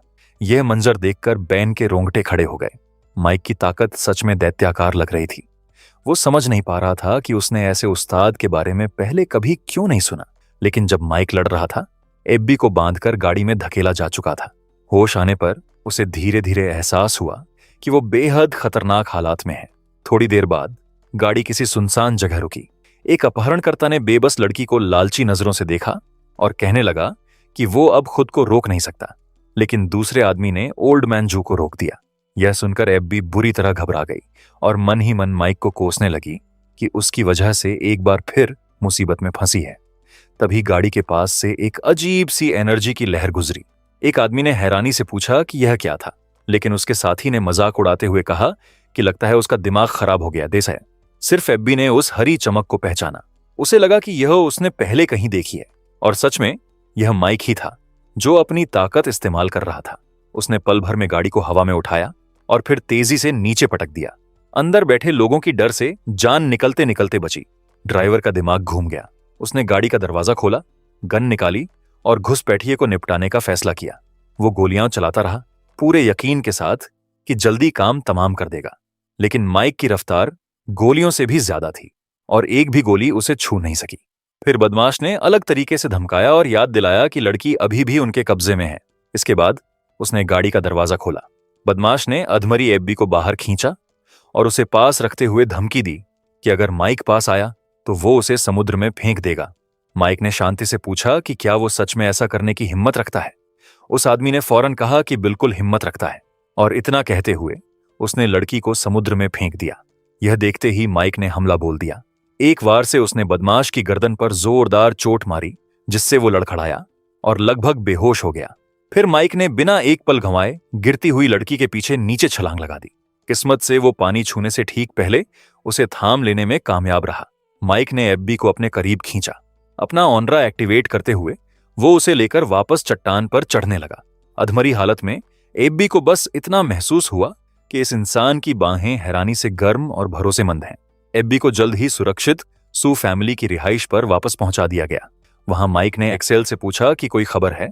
उसने बताया कि सभी हमलावरों ने इलियाह समेत जहर खाकर जान दे दी। दुर्भाग्य से जांच के सारे धागे फिर से टूट गए। कुछ देर बाद एब्बी को होश आया और उसने माइक को बुलाया। माइक फौरन उसका हाल जानने आया और पूछा कि वो बेहतर है। लेकिन एब्बी ने मुट्ठियां बांधी, उस पर टूट पड़ी और आंसुओं के साथ उस पर इल्जाम लगाने लगी कि उसने उसकी रक्षा का वादा तोड़ा।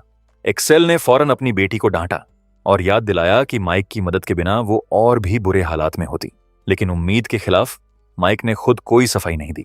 बजाय इसके उसने शांति से अपनी गलती मानी और नरमी से माफी मांगी। वादा किया कि अगली बार वो उसकी पूरी तरह हिफाजत करेगा। यह सुनकर एब्बी एक पल के लिए अवाक रह गई। उसे खुद अजीब लगा कि यह जिद्दी बंदा अचानक इतना शालीन कैसे हो गया। फिर माइक ने शांति से कहा कि वो उसके ऊपर से हट जाए। अभी को शर्मिंदगी से चेहरा लाल हो गया। वो उछलकर खड़ी हुई और फौरन उसके बगल में बैठ गई। उसी वक्त एक्सेल ने खंखारते हुए बताया कि एक बुजुर्ग उस्ताद माइक से मिलना चाहते हैं। थोड़ी देर बाद लिविंग रूम में सैम और सैंटियागो नजर आए। दोनों ने सर झुकाया और माफी मांगते हुए माना कि उनसे बड़ी गलती हुई। इसके बाद सैंटियागो ने सावधानी से 1 करोड़ युआन का बैंक चेक मेज पर रखा और माफी वही की निशानी के तौर पर कबूल करने की गुजारिश की। माइक ने उन्हें जिताया कि अगर किसी ने उसकी बहन के पास जाने की हिम्मत की तो वो इतना नरम नहीं रहेगा। यह सुनकर सैम ने तुरंत बार बार सर झुकाना शुरू कर दिया और यकीन दिलाया कि वो ऐसी हिमाकत कभी नहीं करेंगे। जब वो चले गए तो माइक ने एक पल सोचा और नतीजे पर पहुंचा कि लगता है जॉनी ने भी हरकत शुरू कर दी है। थोड़ी देर बाद माइक इंफॉर्मेशन ढूंढने के लिए इंटरनेट कैफे गया और सच में उसे जल्दी ही एक मैसेज मिला कि जॉनी ने ऑफिशियली विदेश से अपनी वापसी का ऐलान कर दिया है। तब माइक ने फौरन खुद पर 1 करोड़ युआन की बेट लगाई और यूजर्स जीरूजर्स से पूछा कि वो किस पर बेट करने को तैयार हैं। ये खबर जल्दी सू फैमिली तक पहुंची। जब थियोडोर ने एक्सेल को बताया, उसने पुष्टि की कि यह सच है और यह भी पता चला कि जॉनी ने चैलेंज कबूल करते हुए खुद पर 1 करोड़ युआन की बेट लगा दी। इसी बीच पास से एब्बी की नाराज आवाज सुनाई देती रही। वो लगातार शिकायत कर रही थी और बाहर घूमने जाने की मांग कर रही थी। ठीक उसी पल माइक का फोन बजा और स्क्रीन पर नई बेट्स की नोटिफिकेशंस आने लगी। एक मैसेज था, एक्सेल ने वुजी की जीत पर 2 करोड़ युआन की बेट लगाई थी। यह पढ़कर माइक हंसे बिना नहीं रह सका। एब्बी ने देखा कि वो उसे पूरी तरह नजरअंदाज कर रहा है और वो तुरंत गुस्से में आ गई कि उसने उस पर ध्यान देने की तकलीफ नहीं उठाई। जैसे ही वो उसे एक और खरी खोटी सुनाने वाली थी, माइक ने जल्दी से ध्यान से सुनने का नाटक किया, लेकिन वो साफ किसी का इंतजार कर रहा था और धीरे धीरे बड़बड़ा रहा था कि क्या वो शख्स अभी तक आया नहीं। जब वो मैंशन वापस आए तो एबी ने फिर पूछा कि वो क्या कर रहा है और क्या उसके साथ चलेगा। वो गार्डन में घूमती रही और खुशी से बताने लगी कि वो उस हीरो को ढूंढना चाहती है जिसने एक बार उसे बचाया था। तभी माइक ने अचानक उसे घर के अंदर खींच लिया। उसे एक हत्यारी ऑरा महसूस हुई और समझ आ गया कि जॉनी कहीं आसपास है। लेकिन एब्बी बिना रुके बोलती रही और कहने लगी कि अगर वो हीरो अभी यहां होता तो एक बार में माइक को उड़ा देता। उसी पल माइक ने उसकी कलाई पर जेड ब्रेसलेट पहना दिया और लड़की फौरन शिकायत करने लगी कि यह गहना बदसूरत है। लेकिन माइक ने शांति से कहा कि और नखरे न करे और वादा किया कि यह ब्रेसलेट सिर्फ उसकी हिफाजत के लिए है। इतनी नजदीकी से एब्बी का चेहरा लाल हो गया और शर्माते हुए हाँ करते हुए उसने गहना हाथ पर रहने दिया। करीब 4 घंटे गुजर गए। एब्बी सोफा पर लेटी जोर जोर से एक प्रेम गीत गुनगुना रही थी, जबकि माइक का धीरज जवाब देने लगा। उसे समझ नहीं आ रहा था कि जॉनी ने अभी तक हरकत क्यों नहीं की। तो माइक ने हालात को थोड़ा हाथ से धकेलने का फैसला किया। उसने अचानक एब्बी को बुलाया और बोला कि उसने एक खरगोश देखा है। भोली लड़की फौरन उछलकर खड़ी हो गई और दिलचस्पी से पूछा कि कहाँ है। माइक ने कहा कि अभी फ्लावर बेड के पास था और शायद अभी भी वहीं हो। उत्सुकता रोके नहीं रुकी और वो फौरन बाहर दौड़ गई। जल्दी से चप्पलें उतारकर वो उस फ्लावर बेड की तरफ भागी। जल्द ही वो आंगन में दौड़ते हुए खरगोश को बुला रही थी और गाजर खिलाने का वादा कर रही थी, लेकिन जॉनी अभी भी नजर नहीं आया। तभी अचानक एक अजीब सी हवा का झोंका गुजरा। एब्बी को भी कुछ गड़बड़ लगा और उसने हैरानी से इधर उधर देखा। इसी बीच माइक समझ गया कि उसका शिकार आखिरकार हरकत में आ गया है। उसने असासिन का पहला हमला आसानी से रोक दिया। जब जॉनी दूसरी बार चिल्लाते हुए आगे झपटा तो माइक को अचानक एहसास हुआ कि हमला खुद उस पर हो रहा है। जॉनी ने कोल्ड स्टिंग टेक्निक इस्तेमाल की, एक तेज सीधा वॉर। लेकिन वॉर पूरा होने से पहले ही माइक के एक मुक्के ने उसका चेहरा एक तरफ उड़ाने उड़ा दिया। किलर कई बार जमीन पर लुढ़का और बुरी तरह हैरान हुआ कि उसका एम्बुश पूरी तरह नाकाम हो गया। माइक ने शांति से कहा कि हमला बुरा नहीं था, लेकिन दुश्मन अभी भी उसके लिए बहुत कमजोर है। जब उसे लगा कि सामान्य तरीके से जीत नहीं सकता तो जॉनी ने जेब से ग्रेनेड निकाली और स्मोक स्क्रीन का इस्तेमाल करने का फैसला किया। धमाके के बाद चारों तरफ घना धुआं छा गया और किलर को यकीन था कि अब वो सुरक्षित भाग सकता है। लेकिन उसकी हैरानी की हद नहीं रही जब माइक सचमुच उसके बिल्कुल पीछे पीछे चलता रहा। इसने जॉनी को पूरी तरह उलझा दिया। उसकी समझ में नहीं आया कि एक सामान्य मार्शल आर्टिस्ट इतनी तेजी से कैसे चल सकता है, और कुछ आसान हरकतों में माइक ने उसे लगभग जिंदा पकड़ ही लिया था। कोई चारा न देखकर जॉनी ने अपनी आखिरी चाल आजमाई। जिस पल माइक एक और छलांग लगाकर उतरा, दुश्मन अचानक गायब हो गया। माइक ने पास की झील की तरफ देखा और शांति से कहा कि प्रतिद्वंद्वी काफी तेज है। करीब 30 मिनट बीत गए। जॉनी झील की तलहटी में सांस घुटते हुए पड़ा था। उसे यकीन था कि वो बच निकला। उसे पता था कि कुछ और मिनट रुका तो दम घुट जाएगा। लेकिन जैसे ही वो आखिरकार पानी के ऊपर आया, उसे माइक की शांत आवाज ने अप्रत्याशित रूप से स्वागत किया। माइक ने मुस्कुराते हुए कहा कि इतनी देर तक सांस रोकना कोई मामूली काम नहीं। लगता है दुश्मन ने सच में बहुत मेहनत की है। अगली सुबह पूरे इंटरनेट कैफे में यह खबर फैल गई। एक आदमी जिसने जॉनी की जीत पर अपना सब कुछ दांव पर लगाया था, वो हताश होकर चिल्लाया कि यह नामुमकिन है और वो तबाह हो गया। पास से गुजरने वाले लोग एक दूसरे को देखते हुए धीरे से फुसफुसाए कि एक और इंसान जुए की वजह से पागल हो गया। जल्द ही फोरम पर एक मैसेज आया कि जॉनी की वुजी से लड़ाई में मौत हो गई और उसकी लाश नदी में मिली। लेकिन पिछली रात का असल किस्सा कुछ अलग था। जब जॉनी ने देखा कि माइक पानी पर खड़ा है तो वो सकते में आ गया। वो तेजी से सोचने लगा कि ऐसे दुश्मन को कैसे हराया जाए। माइक ने शांति से कहा कि दुश्मन अपनी टेक्निक्स की ऑनरा छुपाने में काफी माहिर है। यह सुनकर जॉनी का लहजा बदल गया और उसने पहले किनारे पर चलने का सुझाव दिया क्योंकि नदी का पानी बहुत ठंडा था। माइक ने ज्यादा सोचे बिना मदद करने की हां कर दी और उसे किनारे की तरफ खींचने लगा। लेकिन उसी पल जॉनी के चेहरे पर एक शैतानी मुस्कान आई। अचानक उसने आस्तीन में छुपे डैगर को निकाला। जॉनी चिल्लाते हुए माइक पर झपटा। उसे उम्मीद थी कि इस सरप्राइज अटैक से काम तमाम हो जाएगा, लेकिन उसे बिल्कुल उम्मीद नहीं थी कि उसका वार सिर्फ 2 उंगलियों से रोक लिया जाएगा। साथ ही माइक ने कहा कि ऐसा दुश्मन उसे मारने की कोशिश के काबिल भी नहीं। यह समझते ही कि इस इंसान को हराना नामुमकिन है, जॉनी ने जमीन से जोर से धक्का मारा और ऊंची छलांग लगाई। वो बुरी तरह भागने की कोशिश कर रहा था, लेकिन माइक ने बस हाथ में आया वो डैगर फेंक दिया। एक सटीक हरकत से उसने दुश्मन को निशाना बनाया। जॉनी का जिस्म एक जोरदार छपाके के साथ पानी में जा गिरा। माइक मुड़ा और जाने लगा। तभी अचानक उसका फोन वाइब्रेट किया।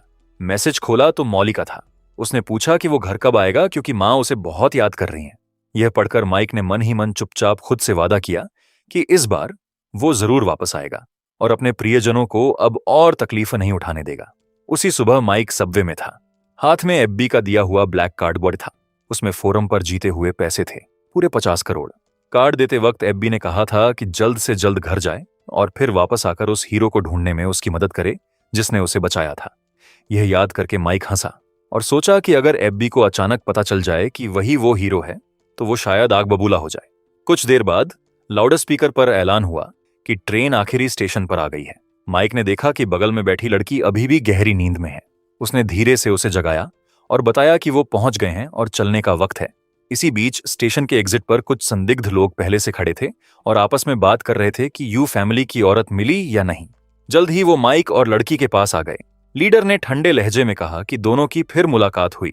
फिर उसने मांग की कि उस्ताद अल्केमिस्ट का बनाया रिबर्थ एलिक्सर उसे सौंप दिया जाए। बदले में उसने उनकी जान बख्शने का वादा किया। सिडनी ने धीरे से माइक से कहा कि वो यहां से चला जाए क्योंकि यह बहुत खतरनाक है।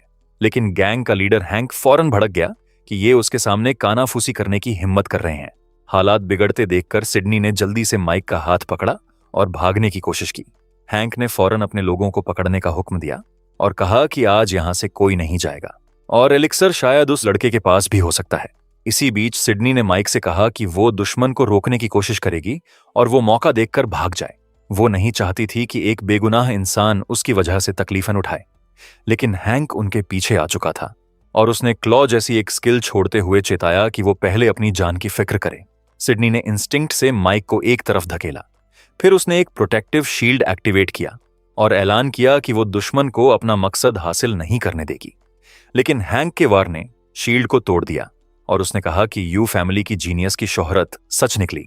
लेकिन बदकिस्मती से उसका सामना उससे हुआ। बिना जरा भी शराफत दिखाए उसने लड़की के पेट में लात मारी। माइक चुपचाप यह सब देखता रहा। हैंक ने सिडनी के हाथ से एलिक्सिर की शीशी छीन ली और ऐलान किया कि किंवदंती के अनुसार यह दवाई मुर्दे को भी जिंदा कर सकती है। लेकिन उसने जोड़ा कि लड़की के दादा इसे काम करते देखने के लिए ज्यादा देर नहीं जी पाएंगे। सिडनी अभी भी माइक को चेताने की कोशिश कर रही थी और भाग जाने को कह रही थी। उसका कहना था कि हैंक की ईगल क्लॉ टेक्निक बेहद खतरनाक है। लेकिन माइक का रास्ता पहले से कई बदमाशों ने घेर रखा था जिन्हें पूरा यकीन था कि वो उसे आसानी से निपटा देंगे। लेकिन अगले ही पल माइक ने उन्हें हिकारत के साथ एक तरफ बिखेर दिया और कहा कि उसके सामने बस परेशान करने वाली मक्खियां हैं। एक बंदे को अकेले इतने लोगों से निपटते देखकर हैंक बहुत हैरान हुआ। फिर उसने खुद आगे आने का फैसला किया और दुश्मन पर झपटा। लेकिन माइक ने सिर्फ हिकारत से कहा कि उसने खुद ही मांगा है। फिर उसने पूरी ताकत से एक जबरदस्त वार किया। उस चोट ने हैंक को सचमुच गाड़ी के आगे से पीछे तक उड़ा दिया और चारों तरफ टूटे शीशे के टुकड़े बिखर गए। बुरी तरह घायल बदमाश ने खून थूकते हुए कांपती आवाज में कहा कि सामने वाला शायद इमॉर्टल लेवल का मास्टर है। उसने सोचा कि कहीं यह जवान लड़का लेजेंडरी मास्टर फू यून तो नहीं। माइक ने बस इतना कहा कि वो इन लोगों को नहीं जानता। फिर उसने सिडनी की तरफ मुड़कर शांति से पूछा कि वो ठीक है। सिडनी ने पुष्टि की कि वो ठीक है। यह एहसास होते ही कि वो एक बेहद ताकतवर मास्टर के सामने है, हैंक ने जल्दी से एलिक्स वापस कर दिया और माफी मांगने लगा। जब सब खत्म हुआ तो सिडनी ने ध्यान से एलिक्स वापस मांगा और बताया कि यह उसके लिए बेहद जरूरी है। माइक ने शीशी उसे थमाते हुए कहा कि इतनी कीमती चीज इतने नाजुक कांच के बर्तन में नहीं रखनी चाहिए। लेकिन यह कहते ही कुछ अनहोनी हो गई। उनके हाथ फिसले और शीशी जमीन पर गिर गई, टूट गई। दोनों टूटे कांच को हैरानी से देखते रहे। अगले ही पल सिडनी ने माइक की टांग पकड़ ली और हर जाने की मांग करने लगी। साथ ही उसने मन में सोचा कि अब बस उसके पास एक ही हथियार बचा है, उसकी सूरत, और उसे यही आजमाना होगा। यह प्लान मन में बनाते हुए सिडनी ने पूछा कि अब क्या होगा, क्योंकि यह एलिक्सर ही उसके दादा को बचाने की एकमात्र उम्मीद थी। यह सुनकर माइक ने फौरन मदद करने की हां कर दी और लड़की को यकीन दिलाया कि वो सब ठीक करने और बुजुर्ग को बचाने की पूरी कोशिश करेगा। सिडनी ने उसकी बांह थाम ली और शुक्रिया कहा। साथ ही मन सोचा कि उसके भाई की सलाह सच में काम आई। माइक ने भी उसे ध्यान से देखा और उसके चेहरे पर एक जरूरत से ज्यादा आत्मविश्वास भरा भाव नोट किया। जब वो स्टेशन से बाहर निकले तो कोई पहले से उनका इंतजार कर रहा था। वो सिडनी का बड़ा भाई नोआ था और उसे तुरंत बहन के साथ खड़े इस अजनबी में दिलचस्पी हो गई। सिडनी थोड़ी शर्मिंदा हुई और अपने भाई को बताया कि रास्ते में सब बता देगी। गाड़ी में नोआ खुद को रोक नहीं सका और पूछा कि क्या रिबर्थ एलिक्सिर मिल गया। सिडनी को एहसास हुआ कि अब सच छुपाना नामुमकिन है। उसने मान लिया कि कुछ अनचाहा हो गया। गाड़ी हैरानी से अचानक झटके से चली और सिडनी ने डरते हुए भाई से सावधानी से चलाने की गुजारिश की। कुछ देर बाद वो यू फैमिली के घर पहुंचे। ठीक उसी वक्त दो डॉक्टर जो मिस्टर यू की जांच कर रहे थे, उन्होंने सर हिलाया और बताया कि बुजुर्ग की हालत लाइलाज है। यह सुनकर सिडनी आंसू नहीं रोक सकी और फौरन घर के अंदर दौड़ गई। इसी बीच नोआ ने सर पकड़ लिया और खुद को कोसने लगा। उसे डर था कि टूटे एलिक्सिर की वजह से न सिर्फ दादा बल्कि पूरे परिवार की उम्मीद भी खत्म हो जाएगी। सिडनी दौड़कर रूम में गई और दादा को पुकारा। पोती को देखकर बुजुर्ग बेहद खुश हुए और कहा कि वो ठीक वक्त पर आई। लेकिन वहां मौजूद एक आदमी ने बताया कि नोआ ने उन्हें पहले ही कॉल करके बता दिया था कि एलिक्सिर नहीं रहा। सिडनी ने अपराध बोध से माना कि सब गड़बड़ हो गया। तभी बुजुर्ग के बेटे फिन ने बातचीत में दखल देते हुए याद दिलाया कि उसने पहले ही कहा था कि सिडनी को इस खतरनाक काम पर नहीं भेजना चाहिए था। दवाई घंवा दी और अब पिता को कैसे बचाएंगे, यह उसकी समझ से परे था। इन सब बातों के बावजूद सिडनी ने शांति से कहा कि वो एक ऐसे मास्टर को ढूंढ कर लाई है जो शायद दादा की मदद कर सके। फिर उसने दरवाजे की तरफ इशारा करते हुए माइक का परिचय करवाया। माइक ने सबको उदासीन भाव से देखा, लेकिन उसे देखते ही फिन जोर से हंसा और बोला कि सिडनी ने पागलपन कर दिया, किसी सड़क के लड़के को ले आई। उसने यह भी पूछा कि अगर बुजुर्ग को कुछ हुआ तो क्या वो जिम्मेदारी लेने को तैयार है। बाकी लोगों को भी शक हुआ क्योंकि वो लड़का भरोसा जगाने के लिए बहुत जवान था।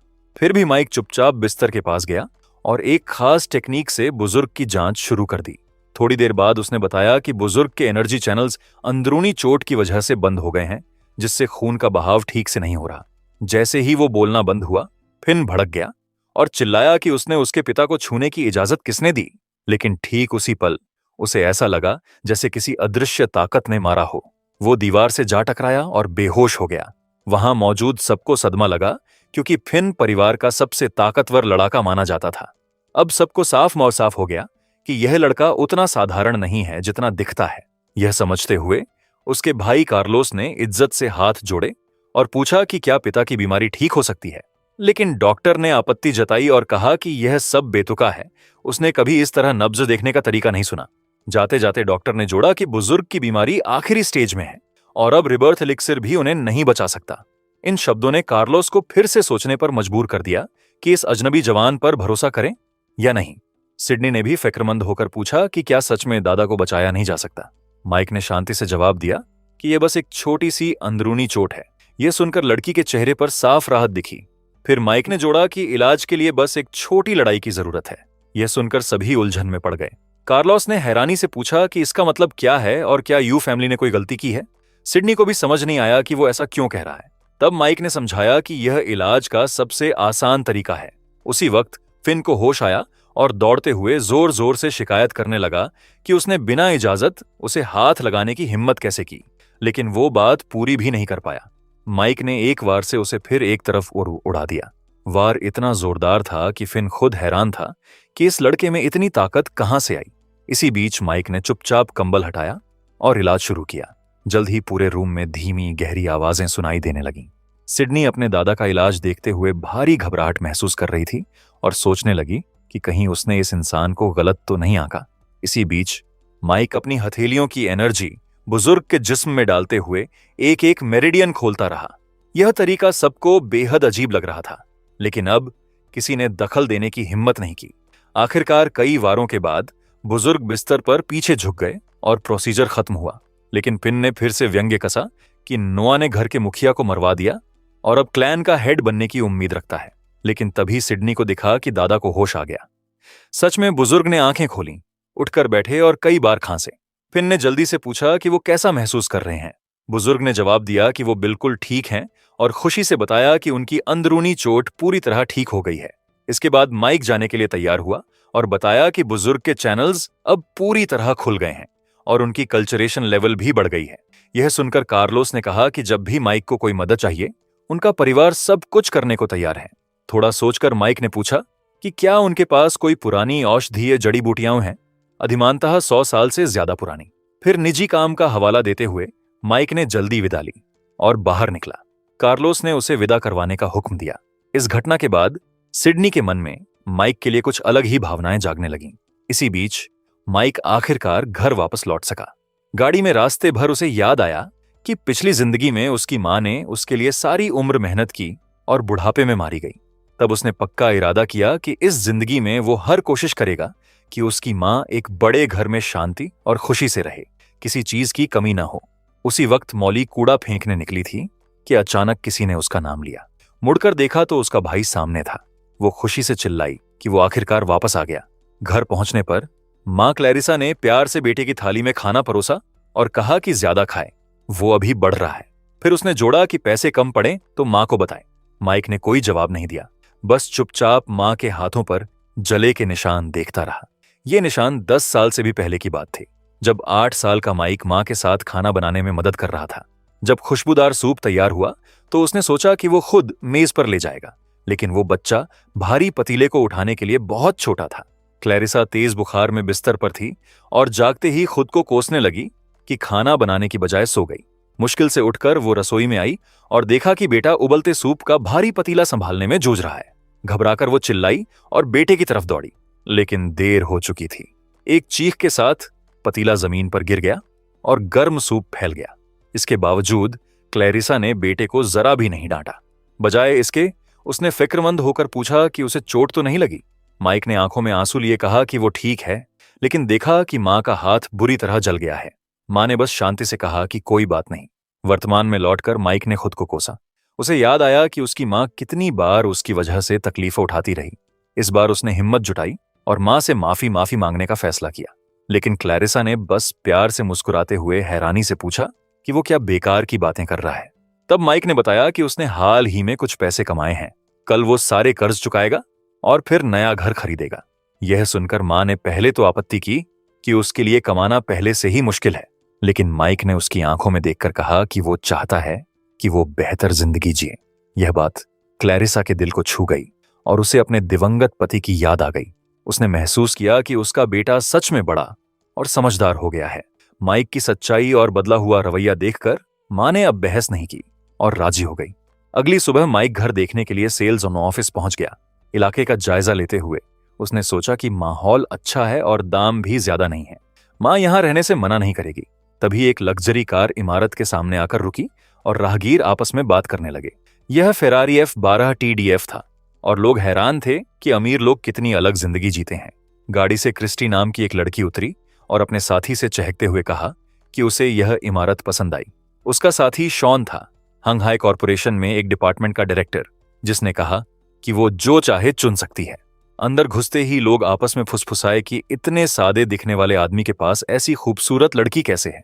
यह सुनकर क्रिस्टी ने सबको हिकारत से देखा और उन्हें बेकार लोग कहा। इसी बीच सेल्स ऑफिस के अंदर एक कंसल्टेंट माइक को एक नए रेजिडेंशियल कॉम्प्लेक्स के बारे में बता रही थी। इलाके में सुंदर प्राकृतिक वातावरण था, आने जाने की सुविधा थी और सुख सुविधाएं 4 स्टार रेजिडेंशियल कॉम्प्लेक्स जैसी थीं।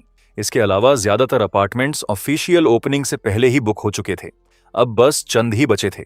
सुनकर माइक ने फौरन बताया कि उसे साउथ की तरफ खिड़की वाला अपार्टमेंट चाहिए, हो सके तो लॉन्ग जियांग रिवर का व्यू हो। उसी वक्त क्रिस्टी की नजर एक जाने पहचाने चेहरे पर पड़ी। उसने सनग्लासेस उतारे और माइक को पुकारा। माइक ने पहले पहचाना नहीं और पूछा कि वो कौन है। क्रिस्टी ने याद दिलाया कि उसका नाम क्रिस्टी है और दोनों हाई स्कूल में साथ पढ़े थे, जहां वो हमेशा उसके पीछे पीछे घूमता था। फिर उसने पूछा कि क्या वो यहां अपार्टमेंट खरीदने आया है, क्योंकि जहां तक उसे याद है उसका परिवार हमेशा बहुत गरीब था। इन शब्दों के बाद माइक को आखिरकार याद आया, कभी इसी लड़की ने चालाकी से उसे मना करके घर की जमा पूंजी मिठाइयों और सिनेमा ट्रिप्स के लिए निकलवाई थी, और पीठ पीछे दूसरों को बताती थी कि यह लड़का एक आज्ञाकारी कुत्ते की तरह जो कहो करता है। अब उसे देखकर माइक को हैरानी हुई कि उसका चेहरा कितना बदल गया था, जैसे प्लास्टिक सर्जरी हुई हो। इसी बीच क्रिस्टी ने सेलर को बता दिया कि वो यह अपार्टमेंट लेंगे, लेकिन माइक उनसे पहले था। उसने ब्लैक बैंक कार्ड निकाला और शांति से कहा कि यह अपार्टमेंट वो खुद खरीद रहा है। एम्प्लॉय को क्रिस्टी को समझाना पड़ा कि यह इमारत का आखिरी अपार्टमेंट है और यह जेंटलमैन पहले ही खरीदने का फैसला कर चुके हैं। उसने दूसरे विकल्प दिखाने की पेशकश की, जो कि भी बहुत अच्छे थे। मकसद पूरा न होने पर क्रिस्टी ने फिर माइक का मजाक उड़ाना शुरू किया। कहा कि वो उसे अच्छी तरह जानती है और याद है कि उसका परिवार कितना गरीब था। उसने जोड़ा कि वो और शॉन उससे अलग हैं क्योंकि वो आधी रकम एक साथ दे सकते हैं। माइक ने कार्ड से उनके सामने पेमेंट करने को कहा, लेकिन जब कार्ड टर्मिनल में लगाया तो ट्रांजैक्शन डिक्लाइन हो गया। कंसल्टेंट ने अजीब अंदाज में बताया कि कार्ड नहीं चल रहा, शायद पिन गलत है। यह देखकर क्रिस्टी और घमंडी हो गई। उसने कहा कि वो बस दिखावा कर रहा था क्योंकि उसके पास कभी इतने पैसे नहीं रहे। माइक ने शांति से अनुमान लगाया कि यह बैंकिंग सिस्टम की गड़बड़ हो सकती है और मोबाइल ट्रांसफर से पैसे भेजने का फैसला किया। एक पल बाद 50 लाख युआन का ट्रांसफर सफल हो गया। सेल्स वुमन ने तुरंत ऐलान किया कि पेमेंट मिल गई और नए घर की खरीद की बधाई दी। यह सुनकर क्रिस्टी बेहद नाराज हुई और उसकी समझ में नहीं आया कि यह हारा हुआ इंसान अमीर कब बन गया। फिर उसने अपने बॉयफ्रेंड की तरफ रुख किया और मनुहार करते हुए कहा कि उसे यही अपार्टमेंट चाहिए। शॉन, जो पूरी तरह उस पर फैदा था, बस शांति से बोला कि उसकी हर ख्वाहिश पूरी करेगा। इसके बाद शॉन ने सेल्स मैनेजर को नाम लेकर बुलाया और बताया कि वो अपार्टमेंट खरीदना चाहता है, लेकिन एक एम्प्लॉई ने समझदारी नहीं दिखाई, इसलिए उसे खुद दखल देना पड़ा। मैनेजर को समझ आ गया कि यह एक जरूरी क्लाइंट है और उसने यकीन दिलाया कि कोई न कोई हल जरूर निकलेगा। मैनेजर माइक के पास आया और सब कुछ शांति से सुलझाने की कोशिश करते हुए सजेस्ट किया कि वो यह अपार्टमेंट छोड़ दे, बदले में दूसरा विकल्प ढूंढने और 20% डिस्काउंट देने का वादा किया, लेकिन माइक ने सर हिलाकर मना कर दिया। इसके बाद मैनेजर का लहजा अचानक बदल गया। चिड़चिड़ाहट के साथ उसने कहा कि बखेड़ा खड़ा करने का कोई फायदा नहीं है। उसने याद दिलाया कि यह रेजिडेंशियल कॉम्प्लेक्स यू फैमिली की कंपनी का है और पूछा कि क्या यह लड़का ऐसे असरदार परिवार को नाराज करने की हिम्मत रखता है। ठीक उसी वक्त नोआ अपने कुछ असिस्टेंट्स के साथ वहां से गुजरा, काम की बातें करते हुए। फ्लोर गार्डन रेसिडेंशियल कॉम्प्लेक्स की रिवर बैंक पर बिक्री बहुत अच्छी चल रही है। यही बात करते हुए नोआ वहां से गुजर रहा था कि अचानक उसकी नजर एक बहस पर पड़ी। ध्यान से देखा तो उसने माइक को पहचान लिया। उसने मैनेजर को भी सुना, जो माइक को यू फैमिली के हित के लिए अपार्टमेंट छोड़ने की धमकी दे रहा था। नोआ फौरन आगे बढ़ा और मुस्कुराते हुए माइक का स्वागत किया। कहा कि उससे यहां मिलकर बहुत खुशी हुई। ये देखकर शॉन हैरान रह गया। उसकी समझ नहीं आया कि यू फैमिली का यंग मास्टर इस इंसान को इतनी इज्जत क्यों दे रहा है। इसी बीच माइक ने जान पहचान का फायदा उठाते हुए शांति से मदद मांगी और बताया कि वो रिवर व्यू वाला अपार्टमेंट खरीदना चाहता है, लेकिन दिक्कत आ रही है। यह सुनकर नोआ का चेहरा तुरंत गंभीर हो गया और उसने गुस्से से पूछा कि यू फैमिली के बेनिफैक्टर का अपमान करने की हिम्मत किसने की। तब शॉन को आगे आकर अपनी गलती माननी पड़ी और माइक से माफी मांगनी पड़ी। माना कि उसे समझ नहीं आया कि वो किससे पंगा ले रहा है, लेकिन नोआ पहले ही फैसला कर चुका था। उसने ऐलान किया कि उस दिन से शॉन पर यू फैमिली की सभी प्रॉपर्टीज में प्रवेश वर्जित है। यह सुनकर शॉन ने गुस्से में पलटकर क्रिस्टी के मुंह पर मारा, उसे बेवकूफ औरत कहा और सारी मुसीबतों का दोष उस पर डाला। फिर सर पकड़कर निराश होकर बोला कि सब खत्म हो गया। उसने यू फैमिली को नाराज किया और अब उसकी जिंदगी बर्बाद है। इसी बीच नोआ माइक से माफी मांगता रहा। यू फैमिली उसे अपना उद्धारकर्ता मानती है और उसे उम्मीद नहीं थी कि ऐसा कुछ होगा। अगले दिन माइक की फैमिली नए घर में शिफ्ट हो गई और क्लैरिसा शानदार घर देखकर अपनी हैरानी छुपा नहीं सकी। उसी वक्त पड़ोसी दरवाजे पर आया और अपना परिचय दिया। बोला कि वो बगल में रहता है और उसका नाम लुक है। फिर उसने मॉली की तरफ देखा और पूछा कि क्या दोनों पहले मिले हैं, क्योंकि चेहरा जाना पहचाना लगता है। ये बात माइक को तुरंत खली और उसने लुक को एक तरफ बुलाया। लुक आया तो सीधे चेतावनी मिली कि अगर वो उसकी बहन के पास फिर आया तो नतीजे गंभीर होंगे। फिर माइक ने उसकी काली आंख देखी और पूछा कि क्या किसी लड़की को पटाने की कोशिश में यह हुआ। इसके बाद लुक ने रहस्यमय मुस्कान के साथ कहा कि चूंकि अब वो पड़ोसी हैं, एक जरूरी बात बतानी है। वो झुककर फुसफुसाया कि उसे लगता है घर शापित है। बताया कि पहले दिन से ही माहौल अजीब लगा। रात को ठंड की एक लहर उसे घेर लेती थी, जैसे पास में हवा बह रही हो। एक बार तेज तूफान की रात बिस्तर पर लेटे हुए उसे लगा कि किसी औरत ने उसे गले लगाया। वो कांप रही थी और कुछ बड़बड़ा रही थी, जिससे वो बेहद डर गया। अकेला रहता था, इसलिए घबराकर चिल्लाया। उसे धकेला, लैंप उठाई और मुकाबला करने लगा। बोला कि आगे क्या हुआ याद नहीं। माइक को तुरंत लगा कि वो कुछ छुपा रहा है, इसलिए जानबूझकर पूछा कि क्या सच में कुछ याद नहीं। लुक ने तब माना कि अगले दिन वो औरत और लोगों के साथ वापस आई और 2 गुना हर्जाना मांगा। यह सुनकर माइक खुद को नहीं रोक सका और हल्के से उसके सर पर मारते हुए उसे बेवकूफ कहा। लेकिन लुक ने जल्दी से कहा कि बात अभी खत्म नहीं हुई। उसी रात खिड़की पर दस्तक से नींद टूटी और जब वो गया तो बाहर लंबे काले बालों वाली एक औरत सफेद कपड़ों में खड़ी थी। वो रोते हुए अंदर आने की भीख मांग रही थी। इसके बाद अजीब चीजें होने लगी। बिस्तर के पास का लैंप अपने आप बुझ जाता, नल अचानक खुल जाता और कभी कभी रूम में लहसुन की बू आती। यह महसूस करते हुए कि ऐसी बातें मां और बहन को डरा देंगी, माइक ने समस्या सुलझाने का फैसला किया। उसने लुक को एक रात होटल में रहने को कहा और घर की चाबी मांगी। वादा किया कि सुबह तक सब ठीक हो जाएगा। उसी रात माइक लुक के घर गया। अपनी स्किल्स की मदद से नींद से बचते हुए वो ध्यान से देखता रहा। थोड़ी देर बाद उसे जानी पहचानी घोंसली ऑनरा महसूस हुई। भूत सच में आया था। जल्द ही पूरा रूम ठंडी एनर्जी से भर गया। माइक ने पहले खुद बात शुरू की और शांति से पूछा कि वो किस चीज में मदद कर सकता है। आधी रात को एक स्त्री आकृति सामने आई और धीरे से बोली कि उसके पांव नहीं है। इन शब्दों के साथ एक बर्फीली हवा रूम में घुसी। फिर आत्मा ने पूछा कि क्या वो उसे अपने पांव दे सकता है, लेकिन माइक पूरी तरह शांत रहा और बस पूछा कि अगर उसके जूते ही नहीं हैं तो पांव का क्या करेगी। यह पहली बार था कि घोंसली लड़की किसी ऐसे इंसान से मिली जो उससे डरा नहीं। वो एक पल के लिए वहीं जम गई। इसी बीच माइक शांति से बिस्तर पर लेट गया और बोला कि अगर और कुछ नहीं है तो वो सोने जा रहा है। लेकिन लड़की ने हमला बोल दिया। उसने सोचा कि अगर माइक खुद नहीं देगा तो जबरदस्ती ले लेगी।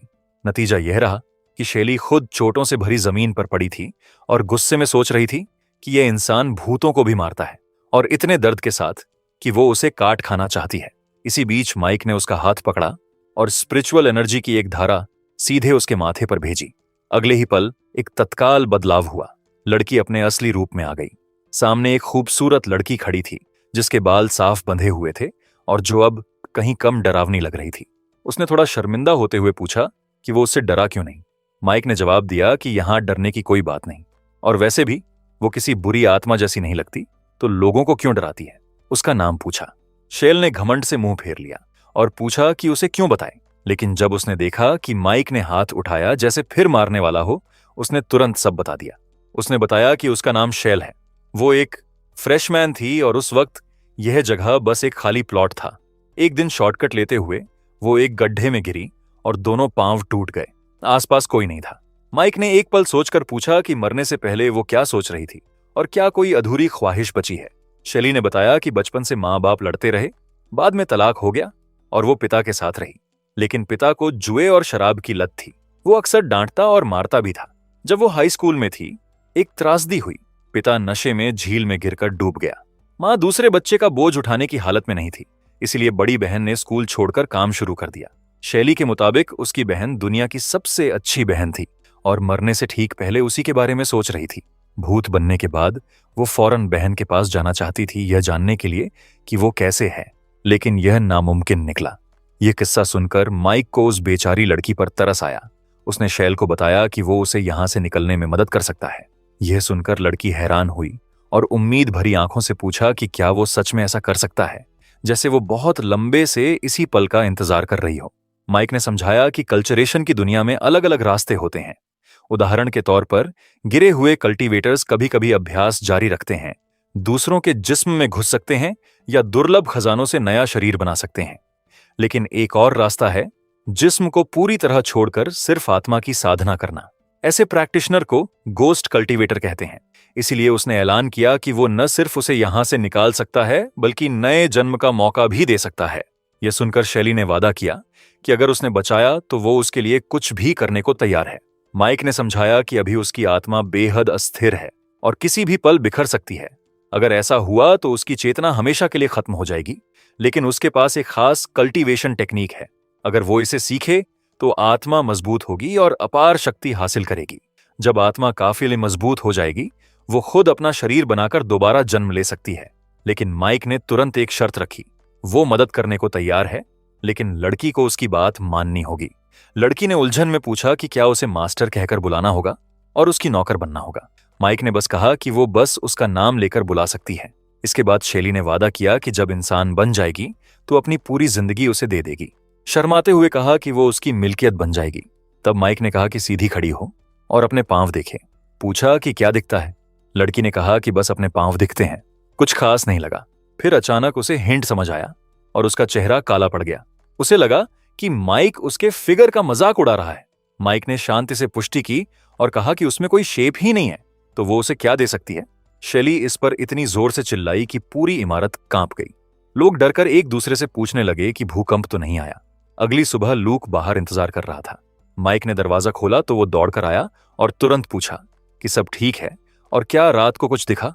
माइक ने शांति से कहा कि यह समस्या हल हो गई है और वादे के मुताबिक वो फीमेल गोस्ट उसके सामने फिर कभी नहीं आएगी। लूक ने अंदर झांक कर देखा और हैरान हुआ कि माहौल सच में बदल गया था।